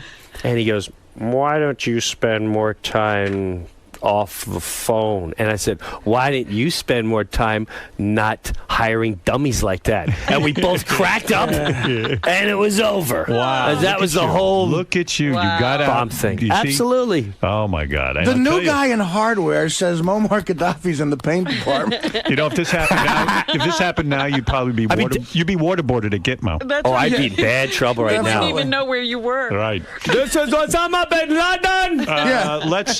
Let's go to... What department does he bomb? I sent the terrorists into the bedding department. How are you doing with other comics, though? Sometimes you have rivalries. I remember one time you were on the show and you didn't like David Spade for a while. I don't know. No. Remember? And you said it was impossible that he was dating Heather Locklear? I didn't buy that. I thought that was all said weird. that. I thought that was... I never said I didn't like David. I like David. You do like David. I said when I first was on SNL... It was difficult. He was a little punky to me. You got it. That's right. You did say that. You're right. And then I called his shot, and then he was cool. Let's go to Jimmy in Westchester. Go ahead, Jimmy. Hey now. Hey now. Here, everybody. Hey, listen, Brewer is just hysterical. Back in, like, 97, I was, trying to do stand-up, and I was doing open mic nights, and I went to, I think it was the Comic Strip. And, always the headliners go on first, so he goes up and fucking rocks it, and it's hysterical. Like, blew me away. I wasn't even really a fan of his back then. I didn't really watch SNL. And fucking blew me away, and I was like, fuck this, I can never be. Well, you got out of comedy after that, huh? Brewer got you out of comedy. That's great. Steve Martin inspired you, and you got this guy out of comedy. If only you would have seen a shittier guy. What can I tell you? The guy knows what he's doing, knows how to make people laugh. This is what's going on. Hansy, go ahead. You have the last question for Jim Brewer. Hansy, yeah, Hansy. What's going on, Jim? I want to know if you still talk to Dave Chappelle or not. Did you see? Hey, man.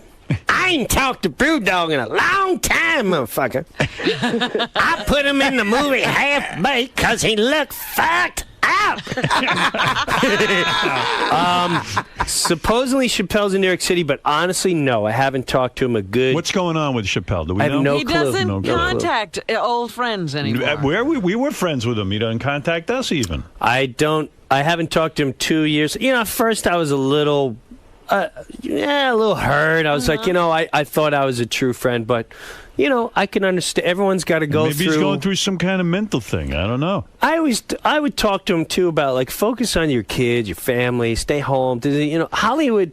My take on Hollywood and entertainment, it's there forever. Mm-hmm. Right. You can come and go. You could die for 40 years.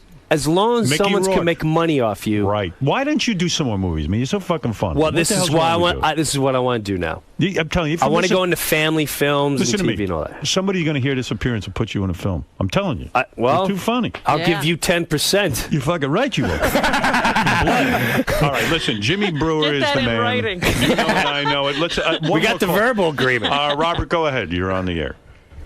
Hey now, Howard. How are you? Hey now. Hey, first off, Jim, I've never heard the whole fucking studio laugh as hard as they have since you've been in there, buddy. My chest hurts. I listen to your show on the other channel, on the Raw Dog. I love it.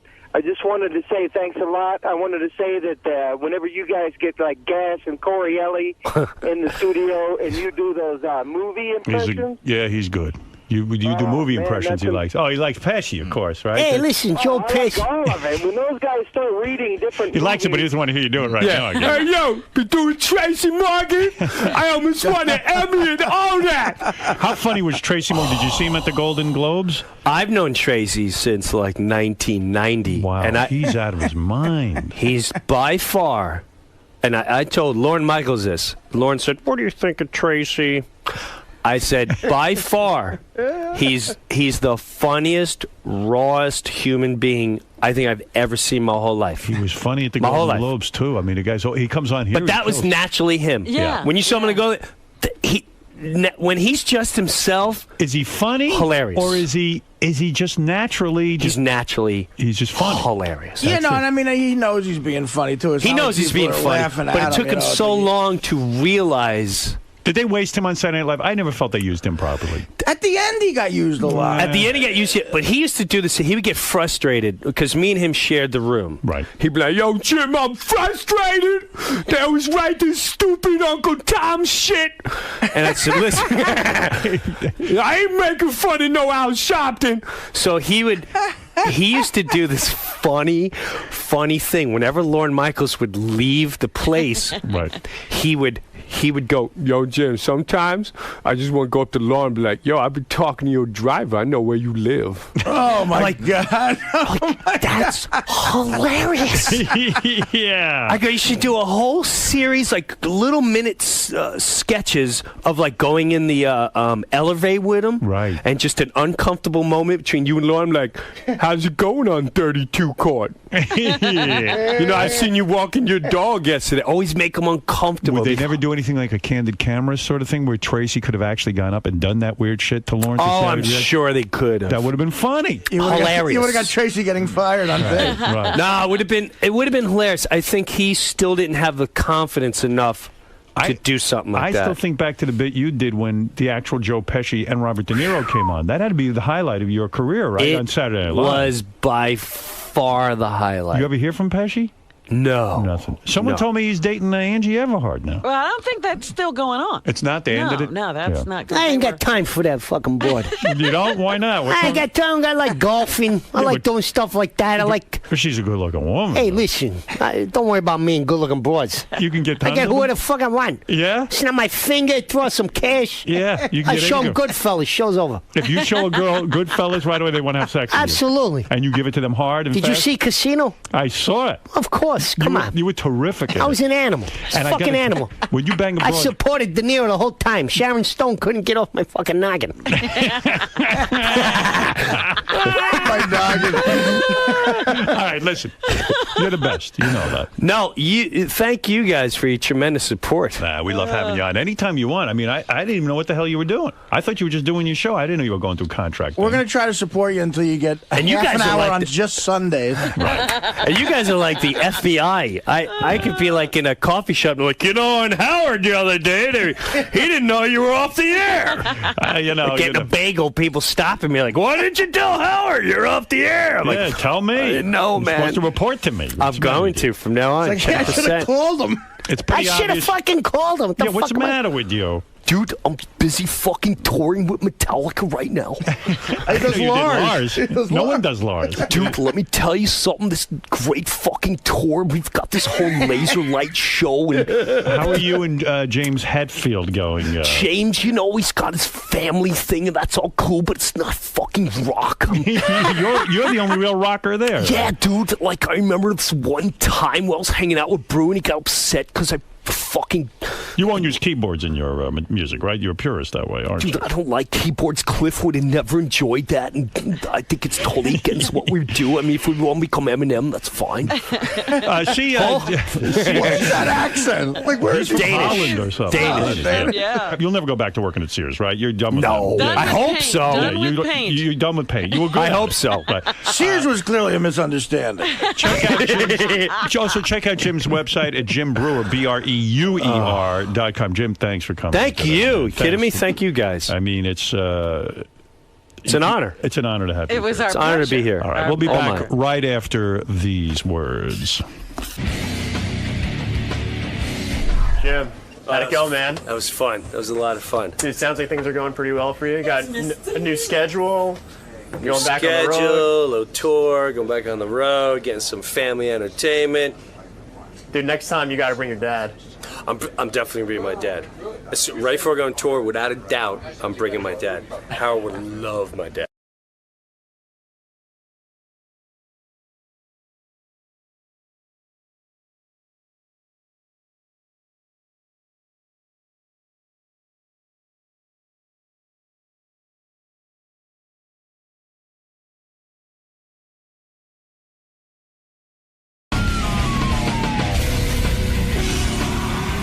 Richard. What are you doing here again?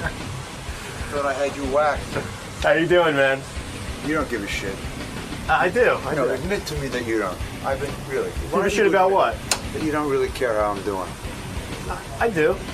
It's not genuine. But I want... Town Hall this Saturday, 17th with Belzer, and I'm shooting Curb, and I'm alive, and I'm still unhappy with your whole performance. I'm sorry. I'm doing my best. Holding the camera about it, but your questions blow. You know, look, I'm looking out for you. You're a young kid. Thank you. And, you know, you want to do, I don't know what you're going to do. What are you going to go from this to, like, be a pharmacist or something? Possibly. Not filmmaker. No. No, this is not your bag. No, I think you should just count pills, put it in bottles. Thank you for the advice. But, don't you hate me now, don't you? No, You believe what I said? This. I'm joking. Don't you know it was a fucking goof?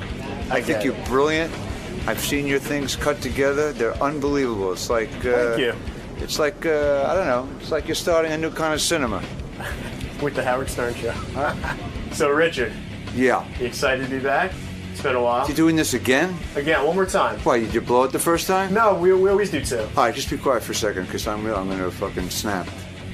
I'm always happy to be here. Been here for 25 years. When you were when you were looking at your dick and saying, you better grow, I was already in this room. Well, not this station, okay?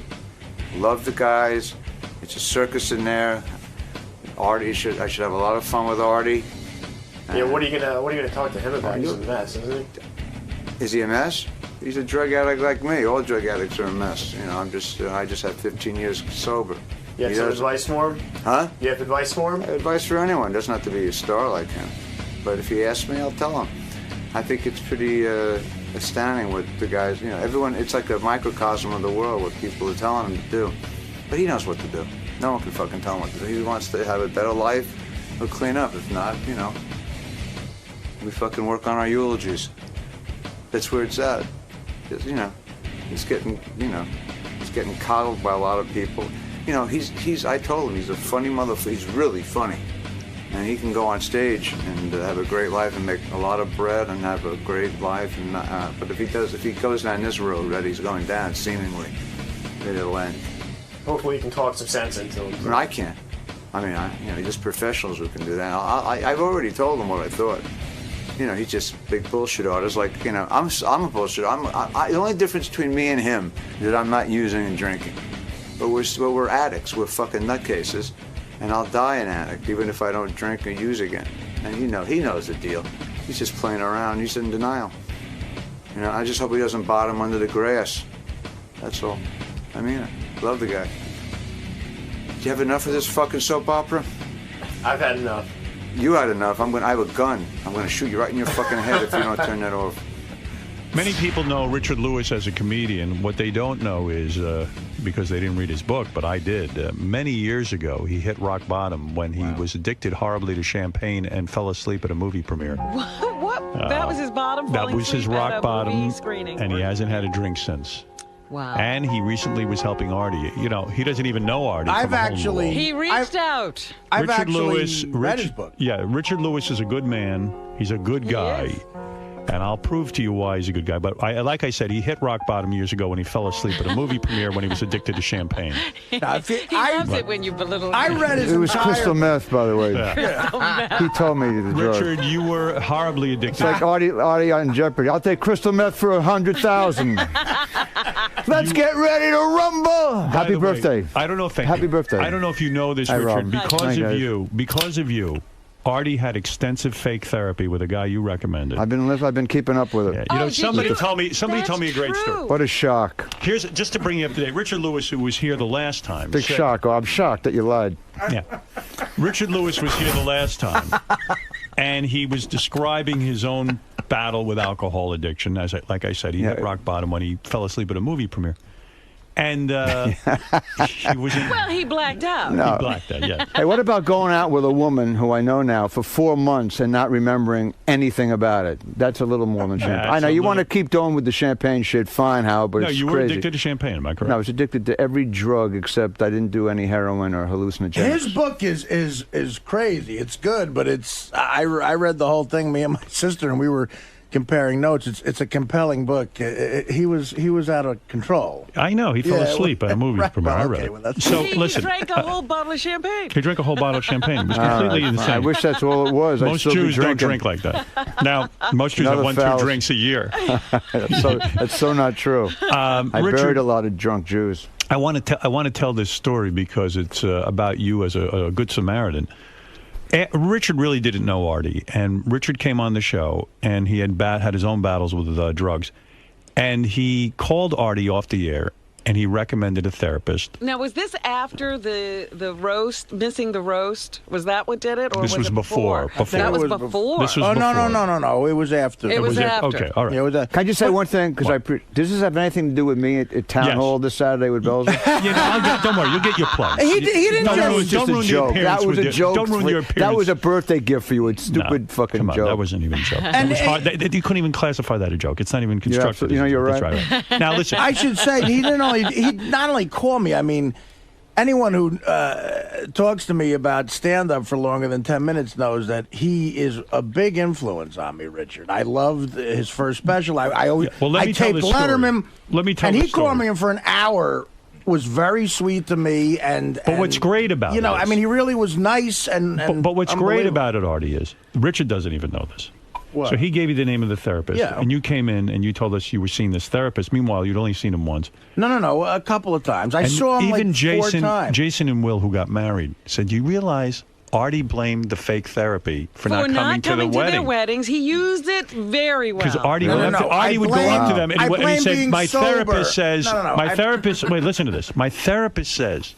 I can't go to your wedding because I shouldn't be around. My therapist said, but he wasn't even in the therapy. He used a shrink. He used a shrink. Talk to us about this. First of all, I said that I was worried about my sobriety going to a wedding. That's what honest. I said. I'm being honest with you. But you were using. You said. No, I wasn't at that time. No. You said the therapist was upset with you because you threw that party for me. He won. And what fucking flaming bullshit this is. I had it. And you said Artie, he was telling you not to go to these you're a fucking drug addict. Yeah. Admit it already. We don't want to go to your funeral, you asshole. All these little episodes are funny, but you're going to fucking die way early if you don't fucking clean up. All right? The only thing I'm going to die Weddings, this. Hey, he didn't buy Campbell's soup because the shrink said he shouldn't eat tomatoes. It's all bullshit. We all... fuck the microphone. No, we need a microphone. Put all that right, on. I need a microphone. Yeah, we need so to hear angry you at Artie. lecture Artie. Go ahead, talk to him. Let me tell you something. Right, let Richard talk to you. Listen, you respect him. You want to play gin tonight with Dr. Pinsky and I? That's the first thing I want to ask you. Richard. Artie, I was listening to a show the other night, and after the show, they interview everyone here on the show. Right. It's exactly what happened to me. Everyone has the right. Howard has his spin on it. Hey, he keeps the comedy intact. He says, "Hey, I have no problems with Artie doing it. He's great on the show." But and it's true. Some people say, let him do what he fucking wants to do. Robin is far more right in terms of what I know about being a drug addict. Right. She knows that you're fucking on a death fucking wish. Okay, you're in denial, Artie. That's it. You're I don't think I'm on a death wish. I don't. I think I'm fine. I think he's right. It's a death wish, man. Don't you get? You're a fucking drug addict. And, I know I'm a drug addict, but I don't think I'm on a death wish right now. You are on a death wish. I heard what you did. You went to a place. You had some Wolfgang Puck sandwiches. I wish you jerked off. That would have been great. You had some wheat juice, and then you jerked off again. And then you had pizza with fucking peanut butter on. It's all bullshit. I mean, you can't bullshit another drug addict. You might bullshit your fans. Did you lie a lot too, Richard? I lied for 20 years. Wow. I had to go for a knee operation, and two of the people that broke down my door and had my intervention, they said, we're best friends, and then my sister came up and the whole 9 yards. I was at the old Ritz-Carlton, right? And Brenner and everybody. They called me up. They said, "We're never going to see you again. You're going to die, and we can't. If you don't help yourself, we're out of your fucking life." What got you to listen? Huh? What got you to listen? Like what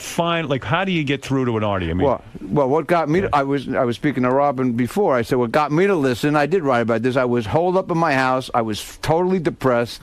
Right. I had everything I ever dreamt of, and I was holed up doing crystal meth for 6 days. I lost about 15 pounds. I looked like a Jewish Howard Hughes getting ready for his fucking Haftorah, his bar mitzvah. And I looked in the mirror and I went, I bought this house after struggling for 15 years before meeting you and then Letterman, the whole 9 yards and the series and all that shit. I said, I'm going to fucking die at 43 years old after all that. For what? For this fucking powder? After all this struggle. Yeah. Just doing jokes, and I'm living the life of a fucking king. Right. This is bullshit. And I called two friends to take me to the hospital, and that was it. No mas. That was 15 years ago. But you got to reach that moment of clarity.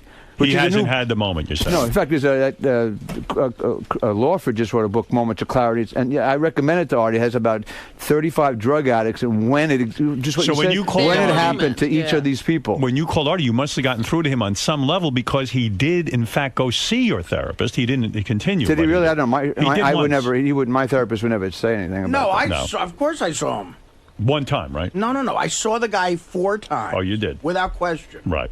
And then I lied about 2 months of it. You want the honesty? Okay, I'll be honest. You want honesty? Yeah. I didn't want to go to their fucking weddings. Yeah. So I gave them $2,500 each in cash. Well, that was smart. Well, how much money does it take to dummy these kids up nowadays? That's a lot of laughs. I mean, Artie, you could just say, I don't want to go to your wedding. Right. You don't have to lie and say I'm in treatment. No, you have to lie. That's my point. Of course, I care about him. I would like to see him get healthy. I know you do. But I'm never going to sit here and say he doesn't do his job. He does do his job.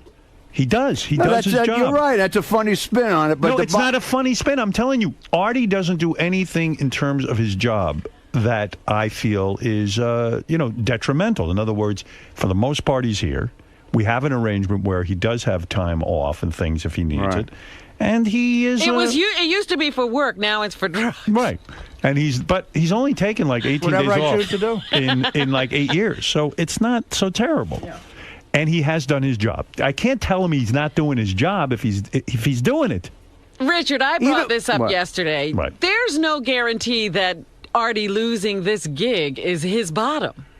No fucking way. There's no guarantee that would wake him up and get him into a treatment facility. And I even said to Artie, if you need a couple of months, go take it. There's no issue with whether he can go or not. The point is, whether he's here or not does not mean Artie's going to wake up and say, I need to do something because I just lost that job. Something dawns on me as Richard was speaking. Maybe we don't have big enough names at his intervention at Artie's. You had Brenner. Who else was at your intervention? It sounds like you had some big names. I didn't have huge names. I had a lot of close friends, and then people calling the room saying, "You're a dead man. We're not going to be. We're out of your life." A lot of your problems, and I'm being serious. I'm not trying to make jokes, but a lot of your problems about your mother. I mean, I know you used to have violent reaction when she would call in. And, that's because she was neurotic and we didn't get along. That's all. Are you speaking with her at all? Is she dead? She's way dead. Oh, she is. Yeah. Has that helped you in a sense? I mean. The fact that she's no longer around. No, in fact, she didn't. When I was at the Fry's once when I was sober for about 2-3 years, and I mean, mothers would do this, and I told her I wasn't drinking. Right. And she says, why aren't you drinking? I said, I'm an alcoholic. She goes, no, you're not. And I went fucking nuts. And I took her out in the fucking front of the Friars Club. I went, I am a fucking alcoholic. We had a fight about, because I was proud that I finally could admit it. Right. Something that he hasn't, I mean, he admits it. I don't know what you're admitting, Artie. He admits he's I admit I'm a drug addict. I mean, what do you want me to tell you?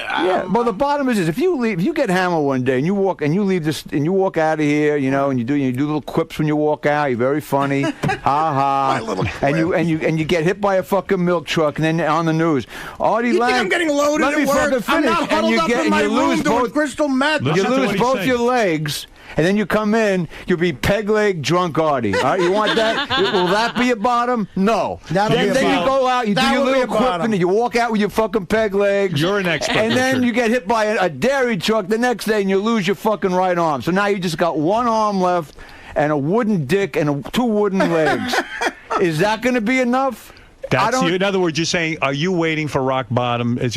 Only he knows. Right. All you guys are right. Everyone has the right I'm getting high at work? I don't get high at work. I'm not. See that you're not even listening to me. It's good. No, everyone here has the right attitude. It's none of their fucking business but yours. It's your life. Right, I understand. Well, so you're why fucking are we it up. having this discussion? Why do you think he does it? Huh? Richard? Why do you think he does it? Because we're addicts, and No, but what is it? Why? Is it from the father, the mother? Well, here's one thing. When I had spoken to him, and I told him that, and you've heard this is historically like Chris Farley. Right. Chris Farley, and it's been well documented. I mean, he idolized Belushi. Right. And anything short of living that lifestyle, crash and burn. Felt disingenuous. And felt like he wasn't living up to his potential. Living up to his potential meant dying young. Right. And that's where he's headed. He does love Belushi and Chris Farley. I got them both by 10 years. They died at 33. It's not a joke. They didn't. I'm not. I think I'm over that. I don't want to die. I mean, I know that sounds hard to believe, but I don't want to die.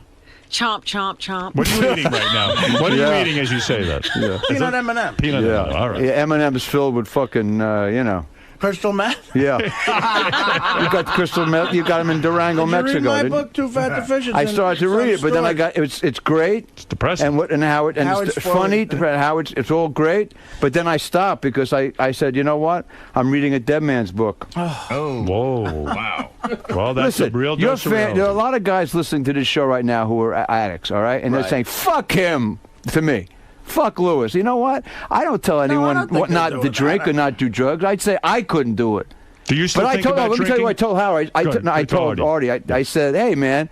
I said, you're brilliantly funny. You're great on this fucking show. You're a big fucking star. And I have a feeling he thinks he'd lose his fucking comedy balls. He wouldn't. He'd be even fucking more on fire talking about how fucked up he was. I've never, look, for what it's worth, I've been doing this for 40 years. I've never been better on stage because I talk about drugs in a way, because I used to lie on stage because I was a drug addict. Right. So I could never be that fucking great. Because you weren't that honest. I wasn't. And honestly, and we all love the fearlessness of Pryor and Bruce and those kind of guys. Those guys were the best. Right. Because now you became authentic. You're talking about your real issues. Hey, fucking Pryor went on stage, talked about, freebasing and blowing himself up because he could talk about it. I always felt you didn't like doing stand-up. You don't even like to look at the audience. You don't like looking. That's because I don't know what I'm doing. I have a lot of stuff in my head, a lot of material. I don't have an act, so I get nervous. What do you mean you don't have an act? You have material. You have but set. About 20 hours in my computer. So about a half of the show is ad lib, and the other 15 minutes is 20 minutes is new stuff, and then the rest. I tell you, he's very intense. difficult. He's intense on stage. In he doesn't like doing it. 1987, I saw you at Caroline's. You're set with, Howard, I got to tell you something. For 25 years or so, you have like these 2 or 3 things in your... I might have to have an intervention on you to suck out some of these fucking comments. No, you do not. He hates doing comedy. He got high on champagne. Get over it. Are you wearing nail polish? Huh? Are you wearing nail polish? Are you wearing nail polish? I've never got my nails done once. That's not nail polish? I wouldn't let a person touch my fingers. Did you tweeze your eyebrows? How can you see through the Ray-Bans? Because you're raising. You fucking Superman? You raised your eyes, and I see eyebrows tweezed. I might have done a little tweezing. Why would you tweeze your eyebrows? Because I'm a fucking. You know what I did once? What's with you? Let me tell you what I did. I had a nervous breakdown a year ago in Atlanta. I was doing a club day. A real nervous breakdown. I had to do 2 shows, practically. Yeah. I was looking at my hair. All right. Right. I'm old. I mean, I have some hair left. Right. And I took the tweezers. I'm obsessive compulsive. I knew you tweezed your Dick. eyebrows. So when I see like a little thing sticking up, I did that. Then I looked at my forehead. I saw like straggles. I did this. Then I kept going higher and higher. And cutting. I looked like fucking like from the Addams Family. I cut 3 inches. It looked like, and I came home and Joy looked at me. She went, and she says, "Holy shit! What the fuck happened to you? You lost your whole hair in a weekend." So she called. She got online. She that Gango hats that cat wears. Kango? Yeah, Kango hats. She called. She says she called like in a panic. I never saw my wife panic ever, but this. She says the guy's waiting for you down at the mall in La Cienega. He has 4 black Gango. You can't. And then she called an extra doctor. You have 6 months. You got to wear the hat for 6. She wouldn't go out with me for 6 months. You used to have beautiful eyebrows. One thing I tell Rob. No, I don't like when you look great. Richard Lewis had such nice eyebrows. You don't. How about the nostril? You don't clip that. I got it. So what's the difference between clipping nostril hair? I clip the eyebrows. What about the groin? If you start I shave it down, but I never do it right. You do a groin thing? It looks horrible. Do you shave your bush? Isn't it? You shave your bush a little? I even it out. You do. I do a little bush evening. Yeah, me too. Don't be embarrassed. I'm not. But the hair you do thing. the eyebrows too much, you look like a tranny. So what should I do? Make them a little. Let it grow. You're pulling it. You're tweezing. Let me see your eyebrows. I got beautiful eyebrows. You do? Yeah. I think you like do. a manly eyebrow. I never thought I'd say this. Can we get back to me dying? Yeah. I have girly eyebrows. Get back to Artie and cure him. Huh? You guys are talking about eyebrows for an hour. Do you still go to meetings? No, it was 5 minutes. I think we can now honestly Seemed like an hour. ask. Good to see you, Artie. Richard. It's good We to can see you, honestly Richard. ask now, what's your gay problem? Yeah. Ask who? Richard. He's not gay. He's not gay. It's a serious reference. It's the references to your Richard, why conversation about eyebrows. There was something I wanted to say to you about wrapping up this Artie thing. Want me to go out and come in again? Let's wrap it up. No. Hey, fuck you. Let's wrap up the Artie thing and get to your material about that. That was incredibly gracious of you to call him. It was. He say talked to something me serious. for 2 hours on the phone. I mean, you didn't have to do that, and you did, and it was very nice of you. But do you feel hurt that he hasn't really come around, or was it just a way to? I mean, you don't feel hurt. Did he indicate to you that he was seriously looking for help? No. No. He just he was very flattering to me, and he says, and I know his history with liking and digging my work. That's cool. Absolutely. And he thought it was ballsy for me to call because I said to him, I said, if you're taping this now and bringing it tomorrow, it'd be great. I said it'd be great for Howard. Yeah. But I don't give a shit. I would never do that. First of all, I don't know how to do that. He's technically he's beyond ticket toy time with this fucking guy. Oh, I'm sorry. What are you, Edison or something? Do you still go to meetings? Can I use that? Do you still go to meetings? Huh? Do you still go to meetings? Hey, how are you? Hey, what are you, Edison? Good night. Do you still go to meetings? Huh? It's yours. I go to 12-step meetings. I go to shrinks. I meditate. I do everything I can not to drink or do you still have the desire to drink? Do you ever think about it? No, because it's a no. It's a no. Luckily, I don't have the cravings. Your life is better now. Never been better. Well, let me ask you this: how I got to that place with cocaine? I seriously got to that place with. But coke. Artie, there's a million other drugs. Yeah, I know, but keep saying that. Dig this. No, How about this? I was thinking about this. You guys keep saying all this stuff. Howard, can I answer Howard's question? You know what hurt my feelings? Who's the guest tomorrow? My aunt. That's funny again. Why are you mocking my comedy? Paul McCartney's here. I love your comedy. About your drug You're problem. very funny. I bet it'll get around to that somehow. I don't know. Every other fucking guest No, does. Paul can't give you advice. He's made a worse mess of his life than you. That's right. I'm sick of people kissing up to you and coddling you. I know Who's a million other kissing up fucking to drug me? addicts who need help. Who's kissing? No one kisses up to me. Everybody calls He's me right. a jerk off. No, everyone kisses up to you. He's right. Everybody Because worries about drug addicts think I want it now, and if I don't get it now, and you're an egomaniac. People who work well, I mean, I think every comic is an egomaniac. No, every drug addict's an egomaniac. You want what you want now, or else you're pissed off. Is he hurting his? Here's how he wants hurt it me. all. He wants it all. Yeah. So if he says, when I hear him say, "Hey, no, I stopped doing cocaine," all right, fine. So he can, he'll gain 300 pounds and he'll do fucking heroin. It's all the same. Right. Well, Gambling. I have a friend of mine who's in Ohio. He's a sex addict. All right. Okay. He had this relationship, great in the sack, unfucking believable. Loved the girl. In the bed. Right. All right. He fucked about 18 hours a day. Okay. Why can't I get that addiction? Well, take this. So here's the point. You had that. You just can't get any more later. Exactly. So it's easier to get heroin. But the rest of his life was totally going into the toilet, and it's hard to tell a guy, you're coming too much, man. Yeah. You got to stop coming. Right. Yeah. That's hard. Right. That's hard to tell somebody. But ultimately, I said, you're missing out on some other things. I just want you to know, there was a war. Right. I didn't know I was fucking her. Would you stop coming for a war? I wouldn't. So There's you at town hall. No, but here's what hurt my feelings. Here's what hurt my feelings. Yeah, let me ask you a question. Because remember, I want to ask you for your crystal ball prediction on this guy. No, it's fine. Go and on. hopefully it'll be Is that a new segment on the show? I don't know. Yes, new segment. Come on. No, here's what hurt me. Yeah. A couple of times, because Artie gave me his number, a couple of his down south, wherever, whatever the fuck it is. When I would call him, I just say this, because I just say, hey, it's Richard. Hope you're doing okay. Right. He knows I'm a drug addict, too. Now, when you call someone who's a drug addict, if they're not in recovery, they don't call you back. Hey, turn that fucking bullshit off. So when he didn't call me back, first of all, why can't he say, how the fuck are you doing? Right. What if I'm holed up, slipping and fucking dying again? You should have told me that. Right. No. I would have called me back and asked me, how are you doing? But when he didn't, that meant I knew that he was, and I was right. He was. No, you were right. Yeah. That's why he didn't I don't want to lie to you. I don't want to lie to you. No, that's good. But you're lying to I'm gonna call you back and go. I'm all right, sober and. You don't want to lie to me, anyone else. When you stop lying to yourself, you're gonna get your life back. I lie when I'm forced to lie. I don't go out looking for it. Why didn't you call Richard and say, because I'm in trouble, didn't want to lie. I am using heroin? Because I didn't want to. Because I didn't want to stop using heroin. Well, I mean, you don't have to stop. You could have just talked to him about it.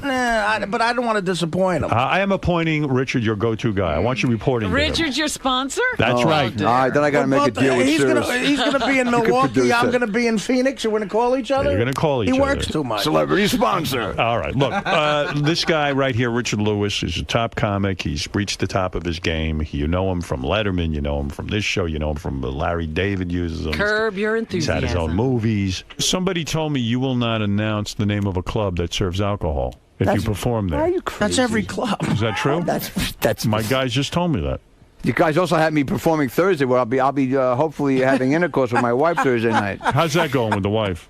With the wife, Don Rickles' son, ladies and gentlemen. How's it going? The wife. How is it going with her? Huh? Are you happy still?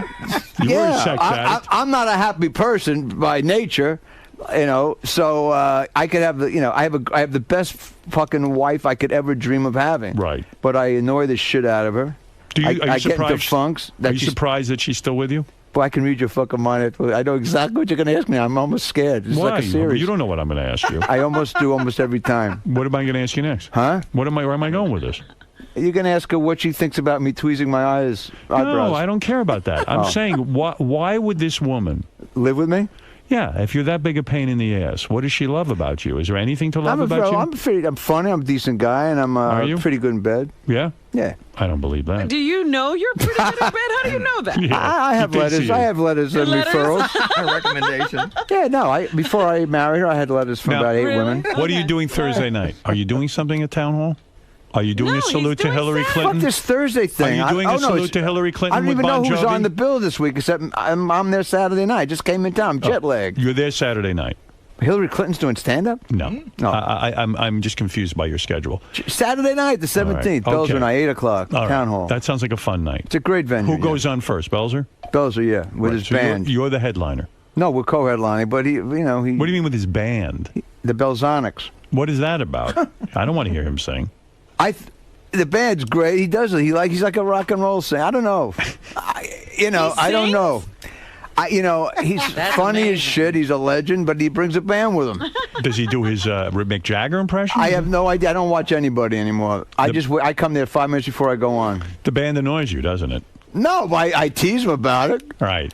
The belt, I mean, you're a stand-up. You go out there. The band's great, by the way, and he kills. Right. Okay, it's hard to follow. And Artie, I don't know how strong you are. Following, an A act is murder. Right. Yeah. But with a rock and roll band, it makes it even more difficult. Yeah, but I'm not gonna, no matter how great it is for him, I'm not coming on with, landing at an airport with, hey, where's my tuba player? I'll go fucking, I'd kill myself. Makes no sense. Hey, I lost my snare drum. Fuck you. I couldn't imagine being a prop guy. Compared to stand-up, I've been a prop guy traveling on the road, waiting for the bags. How does he do Where that? the fuck is my drum with the giraffe with the big dick? It's a lot of work there. Yeah, I couldn't imagine being a. First of all, I'm not a big prop comic. You don't like prop. Yeah. I can barely bring like a shirt on the road. I can't pack at all. I mean, Carrot Top has like a he has a container. trunk. Listen, He has a trunk. He's making a lot of money, though. Yeah. Kids like the props. They like to see things come out of they the trunk. Love kids. It's They fucking the 50-year-old ago. Yeah, I mean, if you make people laugh, what's the difference? doesn't matter. Why do comedians put down prop comedians? I don't understand. No, I'm not putting them It just down. doesn't make me laugh, but people love that shit. Some people love I'm that. actually Well, just look at saying, Steve Martin. He was a genius. He used props. I feel bad for the guy taking all the shit. I'm not putting him down. It's a lot of work. Well, what's the name? The name, you cannot get around that name. Carrot Top? You can't. You never give yourself a silly Mother name on stage? Teresa would say, saving thousands of people. Look at that. It looks like fucking Carrot Top. Did you ever think about changing your name early on in your career? To Carrot Top? To Carrot No Top? fucking way. No way. Might It have never worked out worked. well. Skull Cap Top. Skull Cap Top.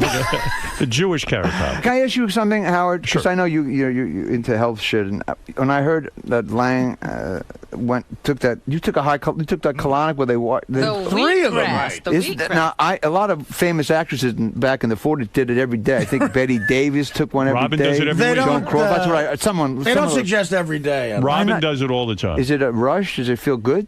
You want it? I didn't Really? get any He sort loved of. it. He loved it. I liked Are you it. embarrassed when all that shit comes out of you in front of the nurses? No, I tell you, it was refreshing. You feel great, but it What wasn't about when a the rush. when the logs come out? Do they Can I turn tell you their head something? or what? No, they look at it. They love it. They fucking get into it. It's their whole life. They announce it like Bob Uecker. Do me a favor. Don't get into that. We had on Dr. Drew Pinsky. He said no way. Don't listen No way to what? the No, I was just not Colonics. that. You don't need that. Oh no, that had nothing to do with him getting sober. I was just, I used to be an enema freak. I was addicted to enemas. Were you? Yeah.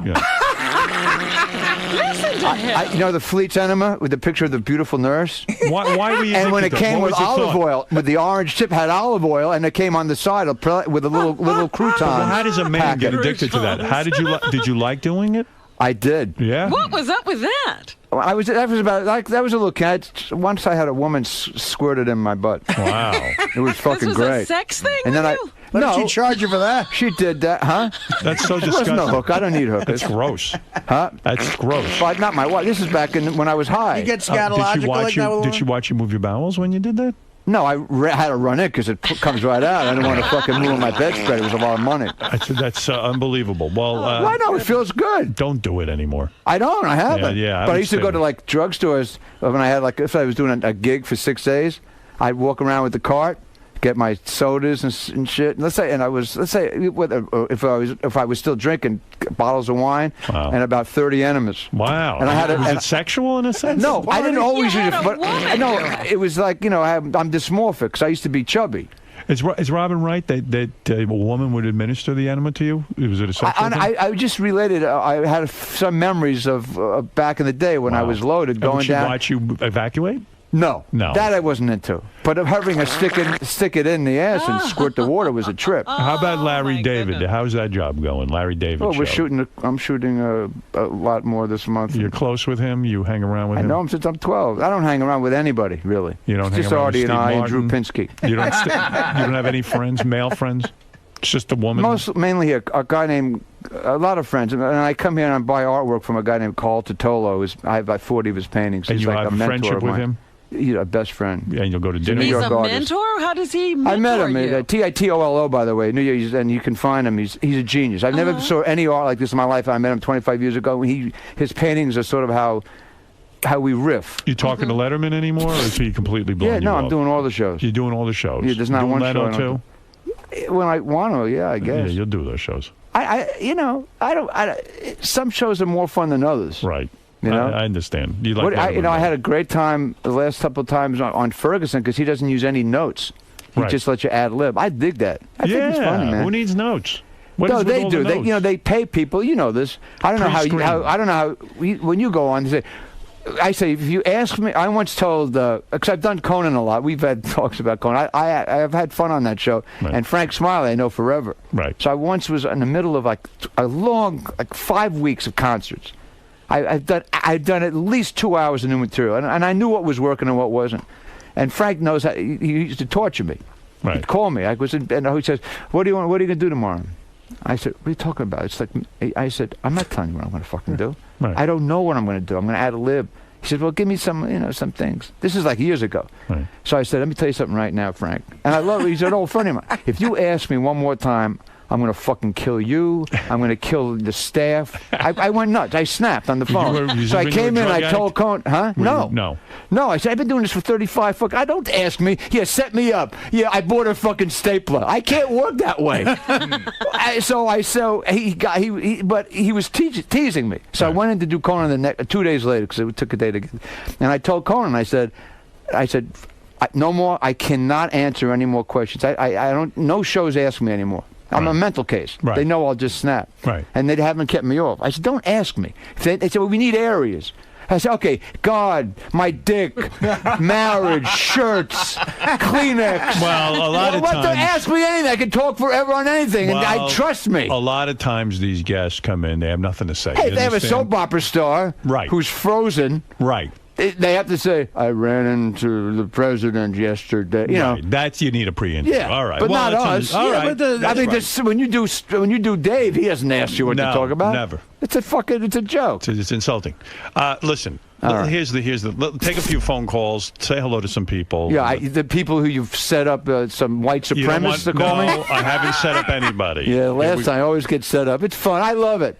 Come on, let's say hello to a few people. Let's roll with the people. Donna, go ahead. Hey, Richard, how you doing? I'll reserve judgment. All right, I had a question. Howard made a comment about Artie's behavior not being detrimental to the show. I wanted to know how you felt about it being detrimental to him, though. Oh, yes, that's different. It's very detrimental to him. Of course. Have you seen Howard TV lately? Oh, well, of course. I mean, I feel it is, obviously, and until he faces up to his problem, you know, he'll continue to... What, that I look like shit on television? I mean, what do you mean? What do you mean? That I look like I'm dying on TV? What does that comment? Ready for this comment? Let me answer that in another way. When I 2 nights ago in L.A., I was putting on... I wanted to catch up a little bit. You know what's going down with the show and with Artie, and you have a new thing on now. It was like it was almost like the year in review with Artie. Right. Artie's wild year. Can I just say something? Which I knew nothing. That's one gigantic enabler for Artie. Artie's wild year. I'm sorry to say to you and the fucking company and the producers. I don't think you're wrong. He's looking at that and he's whacking off in his head saying, "Look at this is what's making me fucking great." No, and it ain't. I'm not. That's not what makes me great. I hate that thing. You do? Of course I hate it. I would rather than put the funny shit I say on the air. Well, come up with it from time to time. They'll plug it in. All right. Now you are funny, Artie. You know I think. No, but I'm brilliant. saying I don't. Of course I don't like that. All right, but what am I let's say going hi to to do? Rosie. Rosie, go ahead. I get paid Miami. $80 an hour from them. Here's Rosie. Hi, good morning. I was wondering if Artie could wait until Saturday to die because I have tickets to see him in Boca Friday. Oh, of course, Can you wait sweetie. till That's fucking hilarious. That's I'm at well, thank you, sweetie, because I can say I'm at the Florida Atlantic University in Boca Raton. Don. Friday night, call for whatever. Hi, guys. Good morning. Richard, I'm wondering, you're doing Larry David Curb Your Enthusiasm, and did he set you up with another hot broad for your wife? I don't know yet. I don't know till I get to the set. You have a hot woman on that? I don't watch Did you get rid of the hot woman last you year, had? Yeah, I don't think I'm with Cha-Cha, with Tia Carrera. Of course, when I was in last year, I was telling the New York Times guy yesterday, I don't know when the article come out, Thursday or whenever, and we were talking about you a lot. Right. But I said the one thing, and I talked about Gary, I said, they have this fucking unbelievable way. They're 3 clicks away from demolishing my career. Like when Tia Carrera was I said, I was on last year, and she was my girlfriend. Right. And Gary walks in with a big fucking shit-eating grin on. Hey, they just came in from the Canadian Express. Richard Lewis, that old Jew, fuck. How does he get off of dating Tia Carrera? Like, I give a fuck what anyone has to say anyway. Fuck all that. But you guys really know how to demolish a guest. When you worked with fantastic. Tia Carrera, you did a love scene with her? Did you get to? No, I didn't even have a chance. I have never had a makeout session. on Curb with any beautiful women. Larry doesn't let me do it. Making out isn't funny anyway. Nobody's making out on that show. Who's making out? No one. Larry had a... His wife, yeah, every once in a while. I would kill to have a love scene on that show. It's improv. Why not just start fucking her? Right in front of everyone. You know something? That's a great fucking idea. Of course. What about the enema? What if I whip out an enema? Yes, Don, go ahead. Howard, I just want to make a comment with you guys and Artie, man. I mean, you got to be driving them nuts with this, bringing it up on the air, all this, his addiction and things like that. I think it's worse for him. I brought it up because I know Richard has been in contact. I don't with mean just today, but I mean in general, overall. No, I'm not bringing it up anymore unless it's like Richard had a relationship with. Like tomorrow when McCartney's on, I'm not bringing up Artie's drug problem. Unless Paul brings it up. Although Paul brings it up and wants to help Artie. Although you could. I can't wait to hear that. You could. If that happens, like by the way, Lennon was on heroin. You ask him how Lennon got off heroin. If that happens, by the way, I'm leaving show business. Did Paul have to do an intervention with Lennon? I think McCartney might be the one to get Artie off drugs. You know, if he showed up with the intervention, a Beatle. That would be a big deal. That would do it.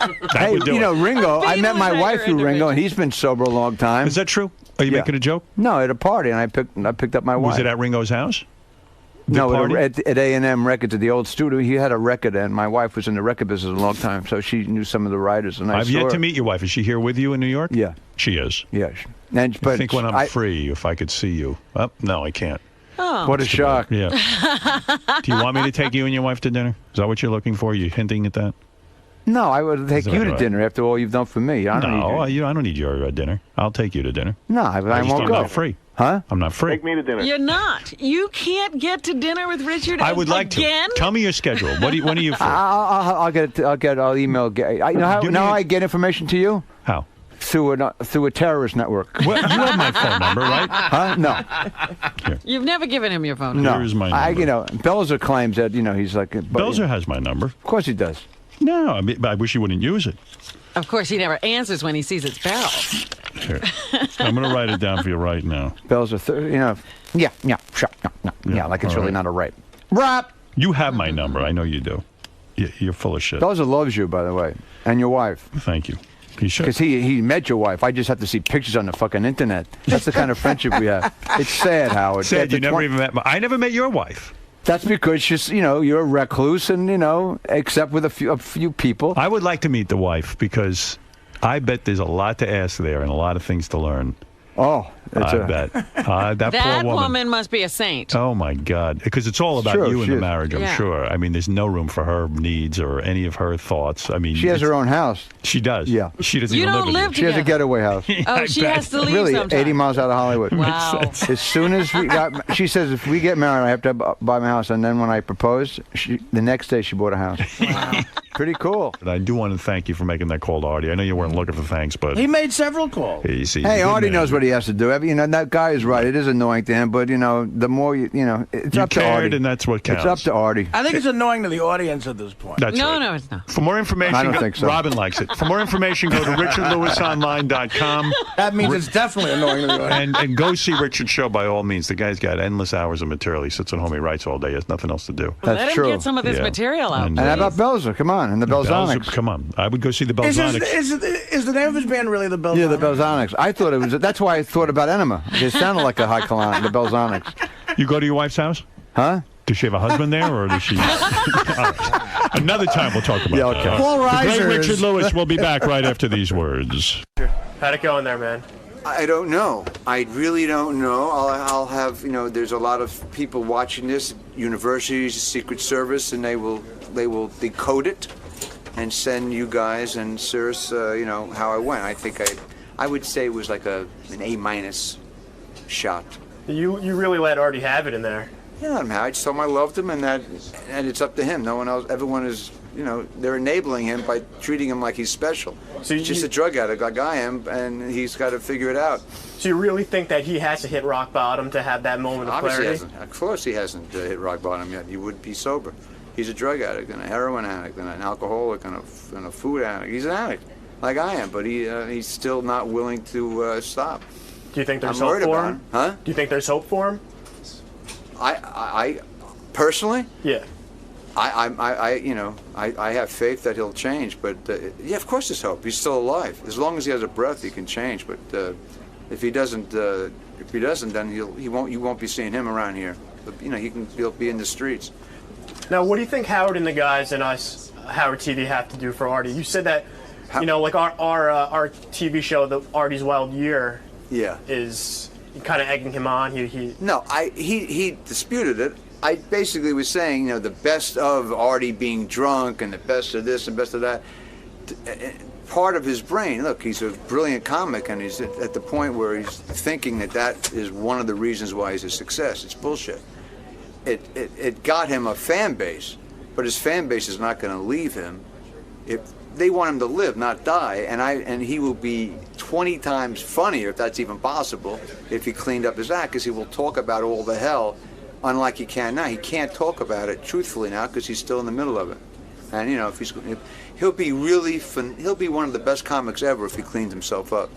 If he doesn't, we'll be in and out in a daze like this, and or die way early. I love the guy. I'm rooting for him like I do anyone in this position. All right, we'll wish for the best. All right, ciao. Thanks, Richard. What do you think of Richard Lewis today? I love him. I'm a big Richard Lewis fan. Now, he thinks in order for you to get better, you have to hit rock bottom. Well, do you agree with that? I think with this interview right now that I'm doing with you, I've hit rock bottom. Thanks, I'm honored that Richard would be worried about me, and he's a good man. And listen, hopefully I'll die long before I hit rock bottom. I'm getting sick.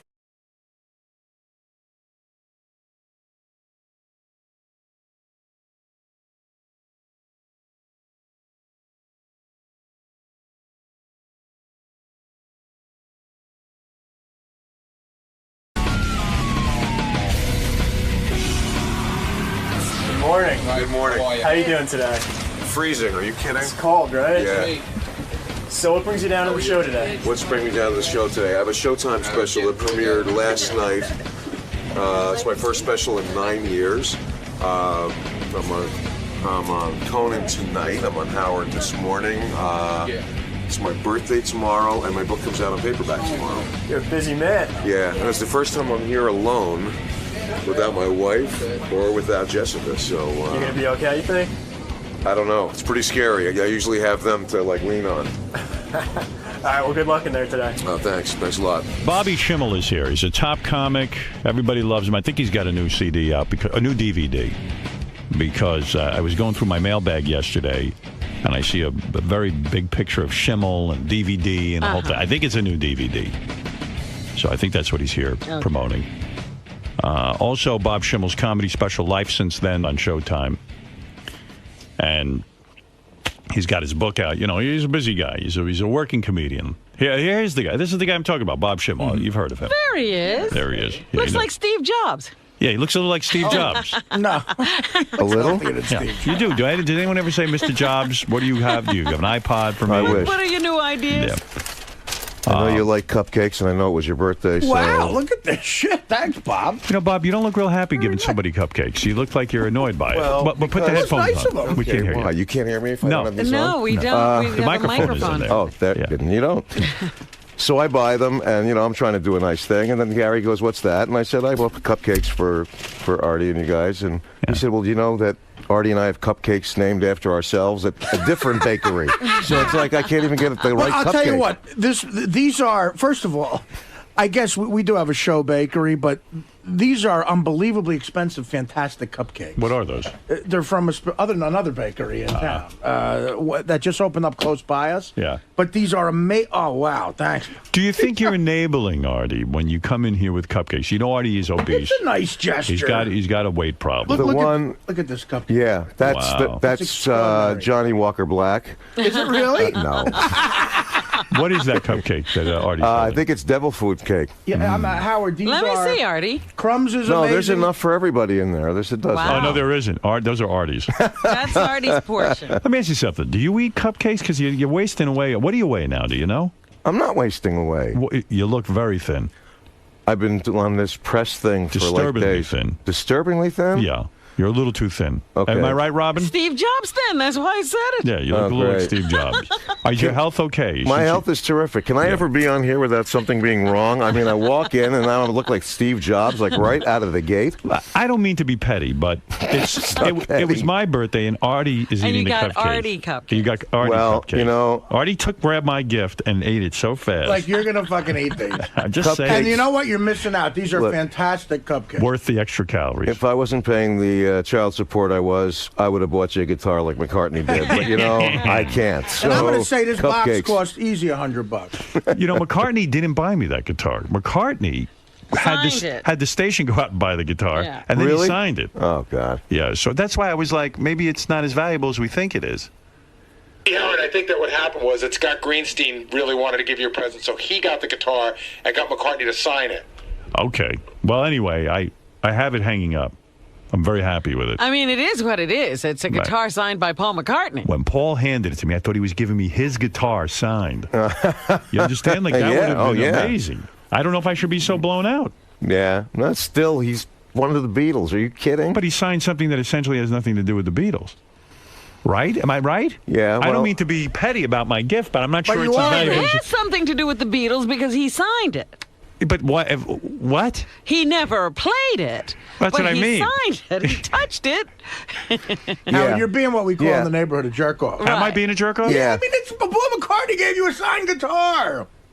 But it's not his guitar. To you. Shit, are you kidding? People would be happy if they got a business card from him. I mean, Metallica signed a guitar to me, but it was Metallica's guitar. Yeah. They aren't the Beatles. Yeah, like he's going to go, oh, Howard, here's the guitar from Shea Stadium when we first came over here. Yeah, that's the one I want. Yeah. Someone I could use. By the way, Brett Michaels told me to say hi to you. I was on a show with him yesterday, and he was going to try and get in here, but he said McCartney was here. And he was signing a guitar yesterday on the Strategy Room, but it was Guitar Hero. Because he's the character on there. Did you read about this kid who plays Guitar Hero? He's 15. His father got him out of school. His son now practices 10 hours a day of Guitar Hero because they think that it might work into a business. I'm not bullshitting you. I just read about this. I mean, what is that? I could see maybe the guy says, hey, my son's good on the real guitar, and I want him to be a musician. I'm going to let him, he doesn't like school, I'm going to let him practice all the time. I mean, would you let, your kids all went through school, right? Yeah. Hey, speaking of your kids, you know, Sarah Silverman, who loves you. Oh, boy. She attacked Jess. Yes. Did you hear it? Yes, I did. We'll try to play it and remind people, and then you could comment. If you don't mind, I'd like to know. Sarah Silverman, a very talented comedian who's a friend of mine. She came in here and she blasted Bob's daughter. And I'm going to play for you. Where is that, Gary?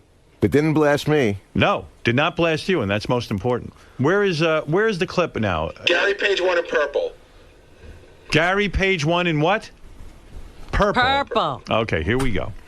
They write this crappy shit, you know, what a gossipy stuff about Jimmy and I in Star Magazine. That's what the Star Magazine does, whatever. Right. And I look at who writes it. It's fucking Robert Schimmel's daughter. I was going to ask you about that. She's working there. And I'm like, what a scumbag move. I know, but like, I know that that's her job. First of all, I don't know why anyone would be, why Jessica would be proud of having a job like that. Like, what are you? You want to be a writer? That's not going to make you a writer. You're not going to graduate from there and do something, you know? Well, that's not true. That's not true. They're the highest paid reporters. Reporters. Well, whatever. So then I go, I can't believe that Jessica would write about, like, comedians of all people. You know what I mean? Like, I'm friends with her father. I love her father. I don't know if she's angry at her father, and this is some way, I don't know, you know, what is going on, but it was totally untrue, and it was it was just so gross. I couldn't believe it was her. It was like it was like having, like, my own daughter, like, write something shitty, you know what I mean? But like, the real thing... No, she didn't stop there. I'm going to let you comment after I finish. Let me. This is an addition. You should try this blue cupcake. I just think it's scumbaggy. So then, when like somebody called her on it, she was like, "Oh, I didn't even write that. That's like a colleague just used my name. That's what they do sometimes because that way the buck never stops anywhere." But you know what? She should still be held responsible for it because then maybe she'll keep someone from using her name in an article. It's so. Ugh. But that sounds like bullshit. Yeah, I mean, does that really happen? They just use a colleague. I mean, I'm bummed that Schimmel's daughter is a weasel. That's all. It's a bummer to me because I always really liked him. Now, I love my daughter. I know you love your daughter more than anything. You're a very good father. How did you learn about this, and what do you want to say about it? How did I learn about it? Yeah. Well, I think my email mailbox exploded. You mean it actually physically exploded? Yeah, I got a lot of emails and people calling up going, what is going on? And I called her up and I said, Jess, what's happening? And she said, Dad, you know what? I don't tell you what to do. Don't tell me what to do. This is my job. She said, I wrote this article like 4 months ago. Why she would bring it up that much later? She said, is she harboring that for that long? And I said, you know what? I don't want to be in the middle of it. I love Sarah. I think she's really funny. Right. I don't get in the middle of people's things. And, you should. Why didn't you think of me when you do that? And she said, why? You don't think of me when you talk about my shit when you're on Howard. You tell my whole life on there. I see. Right. So do you think in a way she was giving you a dig, your daughter? No, I think she was doing her job. That they wanted her to. She was asking if I knew anything about why they broke up, and I said I don't know anything. Right. And I wouldn't ask anybody. I don't even remember what the article was. Why did she say they broke that up? She was. I don't know. I think it said something about that she was depressed that they broke up, or nothing really crazy. It wasn't. Wait a minute. Was that the article about the fat guys? I'm not sure. I don't Sarah's know. in love with fat guys. And right. That's what she was looking at fat guys on the computer, and he came in on her. Oh, no, that's Mike Walker. No, that wasn't. It's hard because, you want to see your daughter be successful. By the way, a lot of people I know come out of tabloid journalism and have done quite well. Yeah. Judith Reagan got her own publishing company out of that. So, you don't know. So it's a tough one for you, right? Yeah. Yeah. So have you seen Sarah since her comments? No, I haven't. And not intentionally. We just haven't crossed paths. Right. But, do you think she's going to unload on you when she sees you? She probably would bring it up. Did you say to your daughter, listen, for my sake, please no more articles about Sarah Silverman or any of my friends? Sounds like Jess doesn't want to hear that. Yeah, she doesn't want to hear it, but I said, do me a favor and just, there are other people to talk about than comedians. A comedian embargo. Yeah, I don't know why she would do that, but you know what? She's my kid, but I'm not my daughter's keeper. I didn't tell her to do that. I can't bail her out of it. Strong words. Weasel. Weasel's better than the C word. Well, that's one way to look at it. By the way, I got to tell you, I have to tell you something. Yeah. New Year's Eve. What is going on New Year's Eve? New Year's Eve, Melissa fell asleep around 9:30. We've been together for what, like 8 years, 9 years? This is your wife. I've never, for some reason, I don't know why, I've never gotten laid on New Year's Eve. She's gotten her period every time while the ball's dropping. Aren't you usually working too, Bob, though? Do you usually work New Year's? But I was home this time because I thought, maybe I could do it once before I leave this earth. And yeah, good idea. She's asleep. So I go out to Albertsons to pick up some stuff, and I'm in the car, and I look at my watch, and it's 1 minute to 12. Right.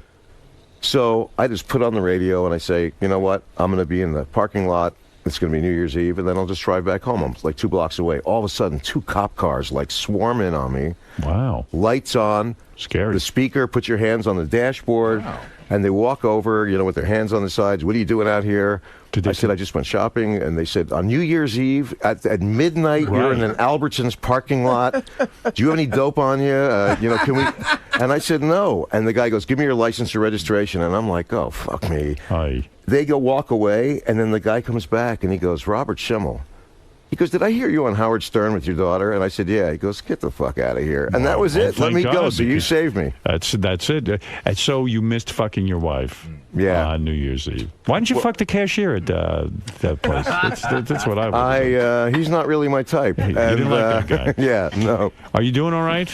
I'm doing great. I see you very, very thin. Robin sees you as thin. I'm trying. Yeah. I'm trying. I think he looks the same. He's always he's a thin guy, but I don't think he looks any Are you different. eating enough? Do you get enough food? Yeah. You do? You're really helping me tremendously here. I'm not helping that's what people want to hear. Yeah, for all the people in L.A. that are going to hear this later, wow, it sounds like Schimmel's sick again. So let's cancel any plans we have. We don't know what to say to you and Artie. We're always getting you into trouble. That's right. Are you doing now political humor? I figured you're anti-Bush for sure, right? Yeah. You were, right? Yes. But you never got into any of that stuff, did you? You ever get into that stuff? No, I tried a couple of times, talking about stem cell research and those things, and got in a lot of trouble on stage. It's not my thing. People don't want to hear it from you. No, they don't. They reject it. Why? Why can't you be political, like Bill Maher or something? You don't want to be like Bill Maher? Yeah. Probably the same reason why I can't do regular material on this show for the last 10 years, and I got to talk about how my family's falling apart. Otherwise, Is your family falling apart? Well, I do have to tell you that you getting a divorce? everything is great now. How you doing? There was so many repercussions after the last time I was on. It was unbelievable. Why? What did you do? Well, I was on with Melissa. It was a year ago almost. Yeah. Okay, so remember Melissa was here. I was here in February when the book You came were here out. with your wife. I remember. What Yeah, could but you they have were So she was sitting having here. Yeah. And then Jess came out. Right. And then you brought up the pottery guy and said, so what's with that guy? And I said, oh, no, that's over. Now she's fucking the yoga instructor. So the yoga instructor and the wife were listening to the show. Oh. And you asked her that thing about kill one, fuck one, marry one, the yoga instructor, the next door neighbor. Right. Okay. I'm going to give you an F, marry, kill. The pottery guy, the yoga instructor, and your hot neighbor, the girl. You have to F one of them, you have to marry one of them, you have to kill one of them. Go ahead. I guess Kelly would be the one that I would be with. You'd fuck, or you'd marry. No, I guess I would marry Kelly. You know, that's so It's a girl. screwed up. But I don't want to. I would kill the pottery instructor. Well, that's good. And you'd sleep with the yoga guy. I guess I would sleep if it was just a one-time thing. I So guess you it would fuck have the to be yoga guy. Well, Who's because probably listening right now. These people live in Calabasas. Some of them have never been to Hollywood Boulevard or Sunset. Right. They think this shit is real, and no, they don't see it as entertainment value. Right. And then you got neighbors that all of a sudden you're not invited to the card party or the pool So party. you were an outcast in the neighborhood. Have you been ostracized? Yeah. Some people are going, please don't talk about us when you go on there. Right. They don't want to hear it. This is everywhere you go. Your family says it. Your neighbors say it. Yeah, and your ex-wife says it. My ex-wife is hitting me for so much money now. But I thought you divorced. How could she hit you for money? I don't Because they know. could always come back and revisit and go for more child support. Right. And I am giving her so much right now that literally I couldn't even afford to get divorced again. Right. I mean, if I went home and caught Melissa in bed with like 3 guys at the same time, basically all I could do is say, "Everyone's set with drinks and snacks and everything." I mean, but you worked through all of this. The court, you paid, your divorce was finalized. Yeah, but it's not over. No, it's not. Because your child support is never finalized. Wow. Aren't your kids in their 30s now? Oh, that's No, right. Jessica's 30. Right. And we'll see if she turns 31 after this thing now today. And at least she's supporting herself. Yeah. I'll My give her that. daughter's, Aaliyah's 18. I have a son that's 9, one that's 5, one that's 3.5. Jesus Christ. You just do not let up on yourself, do you? No. No. I think maybe your theory is right. yourself into yes. this situation. Is your, how you doing with your wife, though? The present wife, is she cheating? I don't think so. You don't know for sure? You don't Whoever knows for sure. Do you keep tabs on her? Do you ever, like one of our guys, Sal, caught his wife getting text messages from a guy, 143, I love you, 143. I mean, the poor bastard is like beside himself. No, but I did. It's kind of weird when you're on the road for like 2 weeks and you come home and the first thing your wife says is, "Nothing physical happened."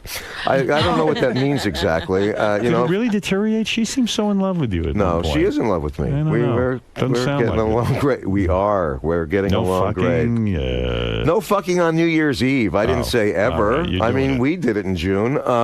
I worry about you sometimes. You know? I know. I don't No, want you we're to get so doing great. depressed that you're I'm not not funny. depressed. I mean, you got to stay funny. That's the key. I'd like to be. You're leading me into areas where I have to defend myself that I'm not dying like today, or that my kids are fucking around, and my wife. I mean, so where is the comedy? Boy, I never heard of a wife being able to ask for more child support. Yes. Oh, you've heard of them reopening these cases over and over again. Gee whiz. Nothing physical happened. I would believe it if it was my ex-wife, because if she was a ride at Disneyland, it would be a ride you wouldn't need a seatbelt for. Well, I've had some of the best naps in my life laying on top of my ex-wife. Are you saying that you think a woman is only good in bed if she moves around a lot? Well, I'd like to, I don't want to feel like I'm impersonating a necrophiliac. But do you think some of that could be your fault? In other words, maybe the man Of course she's it's with. my fault. Yeah, I mean, you get on top of her and she goes, "Oh, I don't even want to move. I mean, this is not fun." I don't even have to get on top. All I have to do is say, "Hey, you want to do it?" And they're going, "Ugh." So it's. Are you bad in bed? Am I bad in bed? Yeah. Not when I'm by myself. I'm not. I think I'm pretty good. It's just, I hate to see you go all the waste. I mean, you're such a vital guy. I'm not going to. I'm going to be 59 tomorrow. Wow. Do you want to get off the road? Do you want to stop doing these comedy appearances? Are you done with it? No. First of all, I love doing it. Second of all, gets you out of the house. Yeah, it gets me out of the house, and I want to be.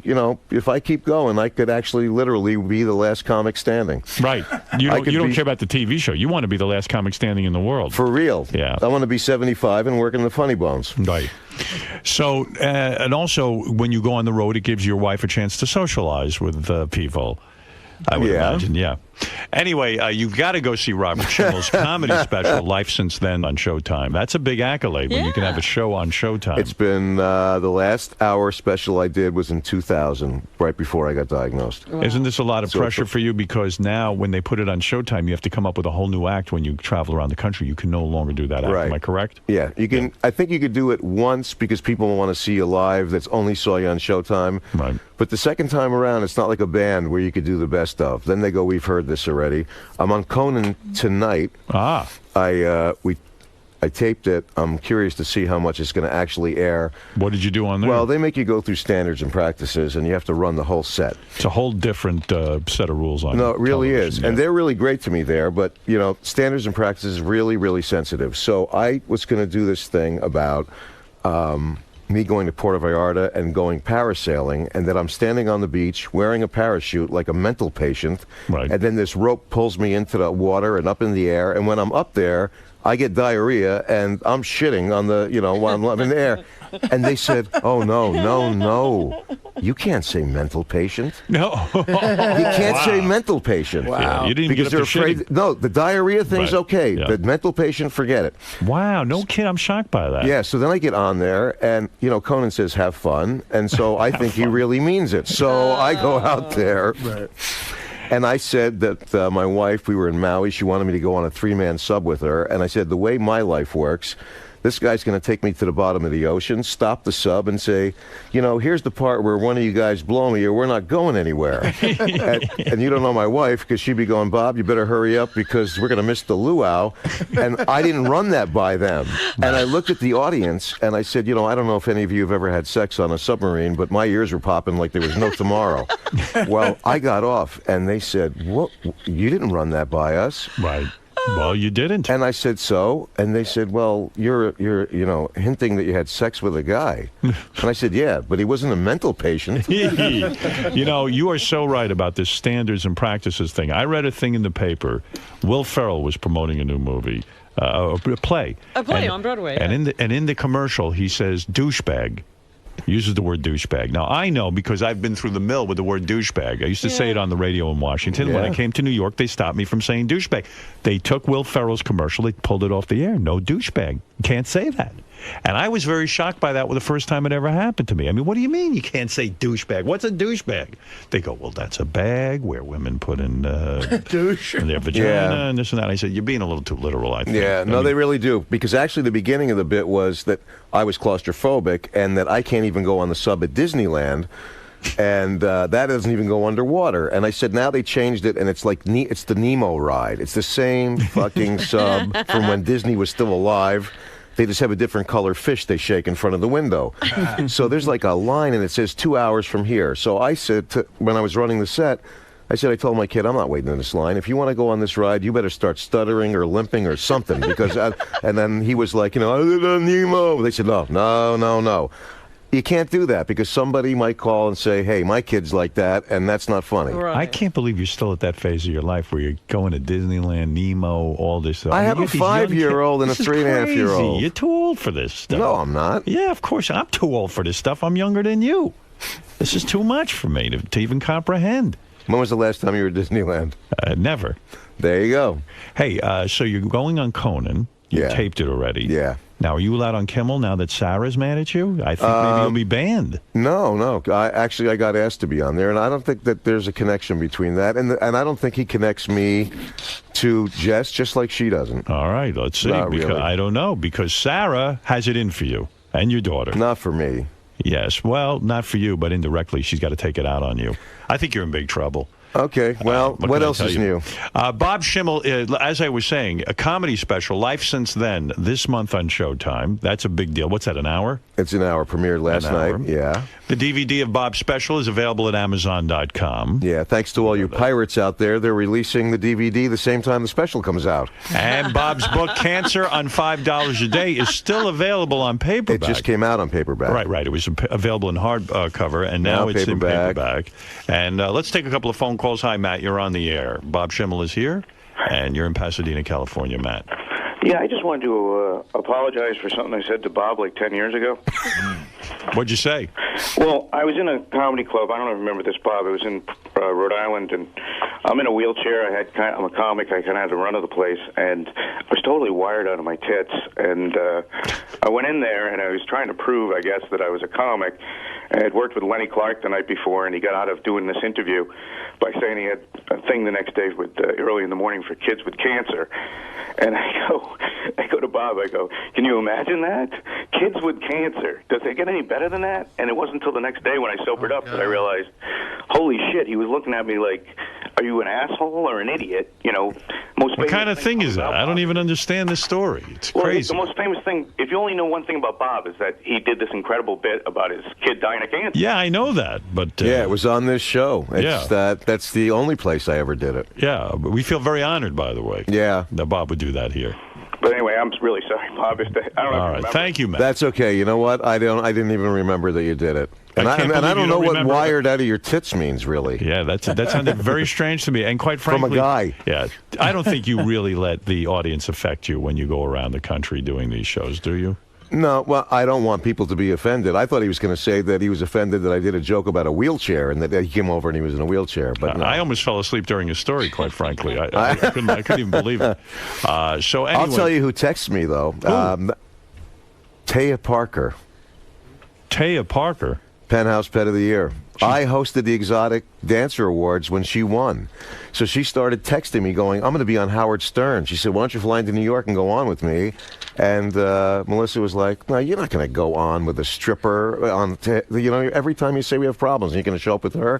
And she texted me yesterday and said, good luck on there. She's a really nice girl. Do you do that with your wife to make her jealous, that kind of thing? No, because she knows that Taya would never do anything, and neither would I, because I can't afford to. I can't. No, you can't, not with what you're paying out. I know, like sports guys that pay less than I do. Why is that? Because they rappers. They pay less than I do. Why did what does your lawyer say about that? Did you say to him, I know rappers who pay less? Yeah. He said, you don't have any money to pay me to ask me any questions anymore. So this guy has like a $25,000 retainer, and then he calls me up and says, who do you like in the playoffs? And I said, is the clock running? Because they charge like crazy money just to read a letter. I mean, it's ridiculous. It's a nightmare once you get involved in that stuff. And well, she's, my 18-year-old moved back in with me, so she lives with me now, and Vicky only has Jacob. And they want more money for him, where there's no way she's spending that kind of money on him. $120 a year. She's living with a guy. Right. And when I performed in Vegas last time, Jessica called me up, and she said, Mom is coming up to Vegas with her boyfriend. And I said, so? She goes, I hope you don't run into her. And I said, you know how big Vegas is, and there's a lot of people here. And Melissa was going to come up to surprise me. And Melissa and Vicky don't really get along. And if they would have wound up together in the lobby of the hotel, it would have beat the Oscar De La Hoya fight. And why don't they get along? Why don't they get along? Bad, no, Why? Because both of us put her in the middle. I see. And that's bad. They don't want to be there. She had to choose. So then Lee calls me up and goes, okay, this is fucked up. Now, I wasn't supposed to tell you this. Melissa's on her way up here with the kids, driving up. Right. And Vicky's on her way up here with the boyfriend. And I said, so what? So what? Vicky's staying at the hotel I'm performing at. And I'm coming into the lobby from press. I'm on the marquee. I'm on a billboard on the 15 freeway. Why would she want to do that? She's angry with you. Why would she want to I walk in, there she is with the boyfriend who I never met. This guy's living in my house. And she goes, what a surprise. Yeah, it would be a surprise if you ran into me in the ladies' room at Circus, not here in the hotel that I'm working in. Why would you show up here? And And then, I'm not making this shit up. You know I'm not. I know. And then I said, I want to meet your boyfriend because I haven't met him. He lives with you. She said, there's no reason for you to meet. And I said, yes, there is. I have a 9-year-old son that lives in the house with this guy, and I've never met him. That's true. So then the guy comes over. I said, I just want to tell you that Aaliyah, my daughter, and Jacob told me that you're a really nice guy, and you treat them really cool, and I really appreciate that. Right. And he said, can I talk to you man to man? Mm-hmm. And I said, oh, why? Could one of us be a girl? I mean, and he puts his arm around me and takes me like 3 steps away, but in earshot of Vicky, and says, why don't you be a man and step up to the plate and give some more money to your wife, because we can't live on what you're sending. We can't live on what you're sending. Wow. And that's exactly the amount that she's asking for is the amount he asked for in the lobby at the Monte Carlo. So then that wasn't enough. Does he work, though? I mean, can he help out with, Why would he? Why would he when they have Why would he when they have a Jew donkey like supporting them? So he's busy helping a Jew donkey. Can you say to spend Bob's I hope my parents don't hear that. Can you say to the judge, look, I don't believe they need this much money. Can you at least appeal? Can you throw yourself on the mercy of the court? Mercy of the court? Yeah. I spent the night in jail when we were going through divorce. There's no mercy there. Are you kidding? Why did you go to jail when you were going through a divorce? Because I can't keep my mouth shut. So here's what happened. When they were trying to figure out spousal maintenance and child support, her lawyer had a chart on the wall. It was really big. And they picked the year 2000 to pick what income they were going to judge the spousal maintenance and child support on. 2000 is the year that I shot the pilot. They have a big chart of all the money you earned on the wall. Yes. So it says Robert Schimmel, 1999 to 2000. Right. That's the year I shot my HBO special. Right. I had the record deal with Warner Brothers. I shot the pilot with Fox. They picked the best year of your career. Yeah, and all the personal appearances. And it has that number up there. And underneath, it said Vicky Schimmel, and there was a red 0. Right. And her lawyer said, as you can see, Mr. Schimmel earned this amount of money in the year 2000, and Mrs. Schimmel earned nothing. And she said, what does that tell you, Your Honor? And I said, well, it tells me she should get a job because it looks she's not contributing. Right. I mean, her own lawyer is showing you. And they threw you in jail for that? Yeah. Contempt of court. Contempt of court. I just spend the night in there. So, and now I got to go back to a hearing, and Lee or somebody's going to go with me because they're afraid to let me go by myself because I'll get tossed again. Why didn't your lawyer put up a big picture of your wife, what she looked like in, let's say, 1995, and then what she looks like now? And then start, if you want to start making comparisons. That doesn't work, especially because we had a female judge. That would suck with a female judge. Female judge. You're going through that. I've never met your first wife. I don't know the boyfriend. They're probably lovely people. They are. It's just, it's a hard situation. It's a tough situation. What are you going to do? A lot of people in show business have that story because show business, your earnings are so sporadic, and then they picked up the best year, and then Well, it's not only that. Have you ever had a year like that since? No. I mean, for God's sake, I haven't had 3 years in a row that have added up to that. Right. And they don't know about show business in Phoenix. That's where the divorce was. So when you tell a lawyer, wait a minute. Don't go by that number because I got an agent that gets 10%. Right. I got a manager that gets 15%. And you might never have another year like that ever. Yeah. So she said, they're putting up before commission? Gross before? Yeah, gross. It's the gross number. So the judge goes, well, what does your agent do? Well, he procures my work and he gets 10% for that. Right. She said, well, then what does your manager do? And I said, well, I've been trying to figure that out for like 3 years. Then I said, I have a CPA. He charges 5%. That's then you have the lawyer. Then you have a publicist. Then you like at least 40% to the IRS. So that money is just, that's a false number up there. Very false. Did the judge understand that or no? No. Did not understand that. Well, Artie, return the cupcakes. What are you doing? The guy needs food. I'll tell you what, if I were him, I'd be lucky if I got a Danish from the corner. This is a $200 box of cupcakes. If you were him, you'd be That's nice to say on the air when I'm fighting to tell her I don't have the money to give her. Well, it's a gift. $200 cupcakes.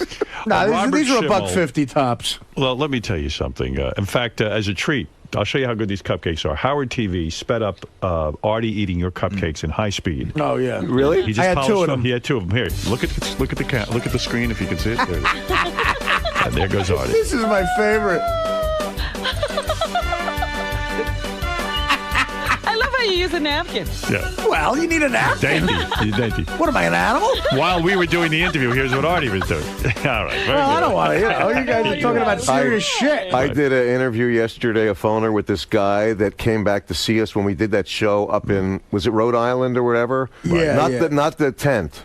With the spider. The Chicopee, Massachusetts. Like the Chinese restaurant place? No, wherever it was where Bill Blumenreich had the bottle of Jack Daniels or whatever is in the back, and he said, I was going to buy, or Johnny Walker. Right, Jack Daniels. He said, I was going to buy you like this best one, and he goes, I don't care. I don't know the difference. And you went up there. I don't know how you walked on stage. I was convinced that I was going to be on the liver transplant list just from being in the green room with him. Yeah, he drinks a lot. He went up there. He's supposed to do 45. I'm supposed to do 45. Right. He opens with this thing about the N-word where I haven't heard it that many times in my life. Right. And he's The just N-word. going and going and going and You going. don't use the N-word at all in your act? No. No, you use foul language, though. Yeah, I don't think it's foul language. Right, It's it's language. appropriate to what I'm talking about. He's a really smart, dirty comic, Bob. Right. It's like, It's not in the It's not punchline. gratuitous, right? Yeah. Listen. Yeah, that was Bill Blumenreich. There's a guy. I wish I had his money from comedy. Bill Yeah, Blumenreich. he said you could stay at our house, and then he's complaining that he doesn't make money, and he has a Rolls Royce in the driveway. Remember that? He picked us up in a Bentley. Yeah. This guy promotes comedy. You know, picked us up in a Bentley, and he goes, well, you could stay at my house because we had one gig in Cape Cod. The next gig was in, like, Chicopee, Massachusetts. He goes, you stay at my house in Cape Cod. So we're like, great. He picks us up in a $200,000 Bentley that says comedy on the license plate. And me and Bob are in the back going, we're on the wrong side of this business. He pulls up to a mansion on the ocean. And he's singing the blues. Go be funny, Jew donkey. Yeah, he's singing the blues. He had a Jew and a guinea donkey. You're not kidding. See Robert Schimmel's comedy special, Life Since Then, on Showtime. I encourage you to see it, to see what a real master is like when he's working at his craft. And the DVD of Bob's special is available at Amazon. That's right. That might actually get me the money to pay my wife. I doubt it. It sounds like you got a big nut. Bob, on the road, do you still do this? You take a suit everywhere. He's real old school. He takes a suit. He's got, the tailored suit pressed and I everything. like when a comic comes out and he wears a suit. It means he's taking his job seriously. Oh, no, yeah. He takes it You're all. in the hands of a That's professional. right. I would like to see you go to that. When you lose a few pounds, you'll get a nice suit. and go out there. We need 4 of Bob's suits to sew together. Artie was so funny that night. And, he toasts the audience, and that gives them the message to start sending shots up to the stage. And he doesn't want to, offend anybody. Right. So he's a gentleman. He just drinks them they were lining them up on the floor like they were lights in a runway at the Artie airport. Hates to offend. Yeah. And the DVD of Bob's special is available at Amazon.com. Bob's book, Cancer, on $5 a day. Read it. Real funny. Now available on paperback. Anything with cancer in the title is always a scream. Bob, I love you. And it's always great seeing you. Good luck. Good luck. Thanks. I hope you make the $120,000 this month. I really do. I'm pulling for you. We'll be back right after these words. The great Bob Schimmel, everyone. Robert. Hey, man. How is it being back on the show? Oh, it's great. Are you kidding? A year is too long to wait. It really It is. is, man. Yeah. So you brought cupcakes for Howard's birthday, and Artie devours them. Well, my manager called me and said, Artie loves cupcakes. Bring him a cupcake. And I knew that McCartney brought a guitar in yesterday, but I can't afford a guitar. I was going to try and go to Sam Ash and get him like a guitar pick. So I just figured I'd get a dozen donuts and then they could all split them. Make for good. But Howard's been great for me, and in my real life, in my real world where I live, people think that everything in there is absolutely 100% the truth, and some of them don't want to be in show business. So you had a good time today, man? I had a great time. Great, thanks for stopping. First time in like 5 or 6 years that I was alone without Jessica. Oh, really? With me. Yeah? It was a little different then. Yeah. All right, thanks for stopping by, man. Thanks.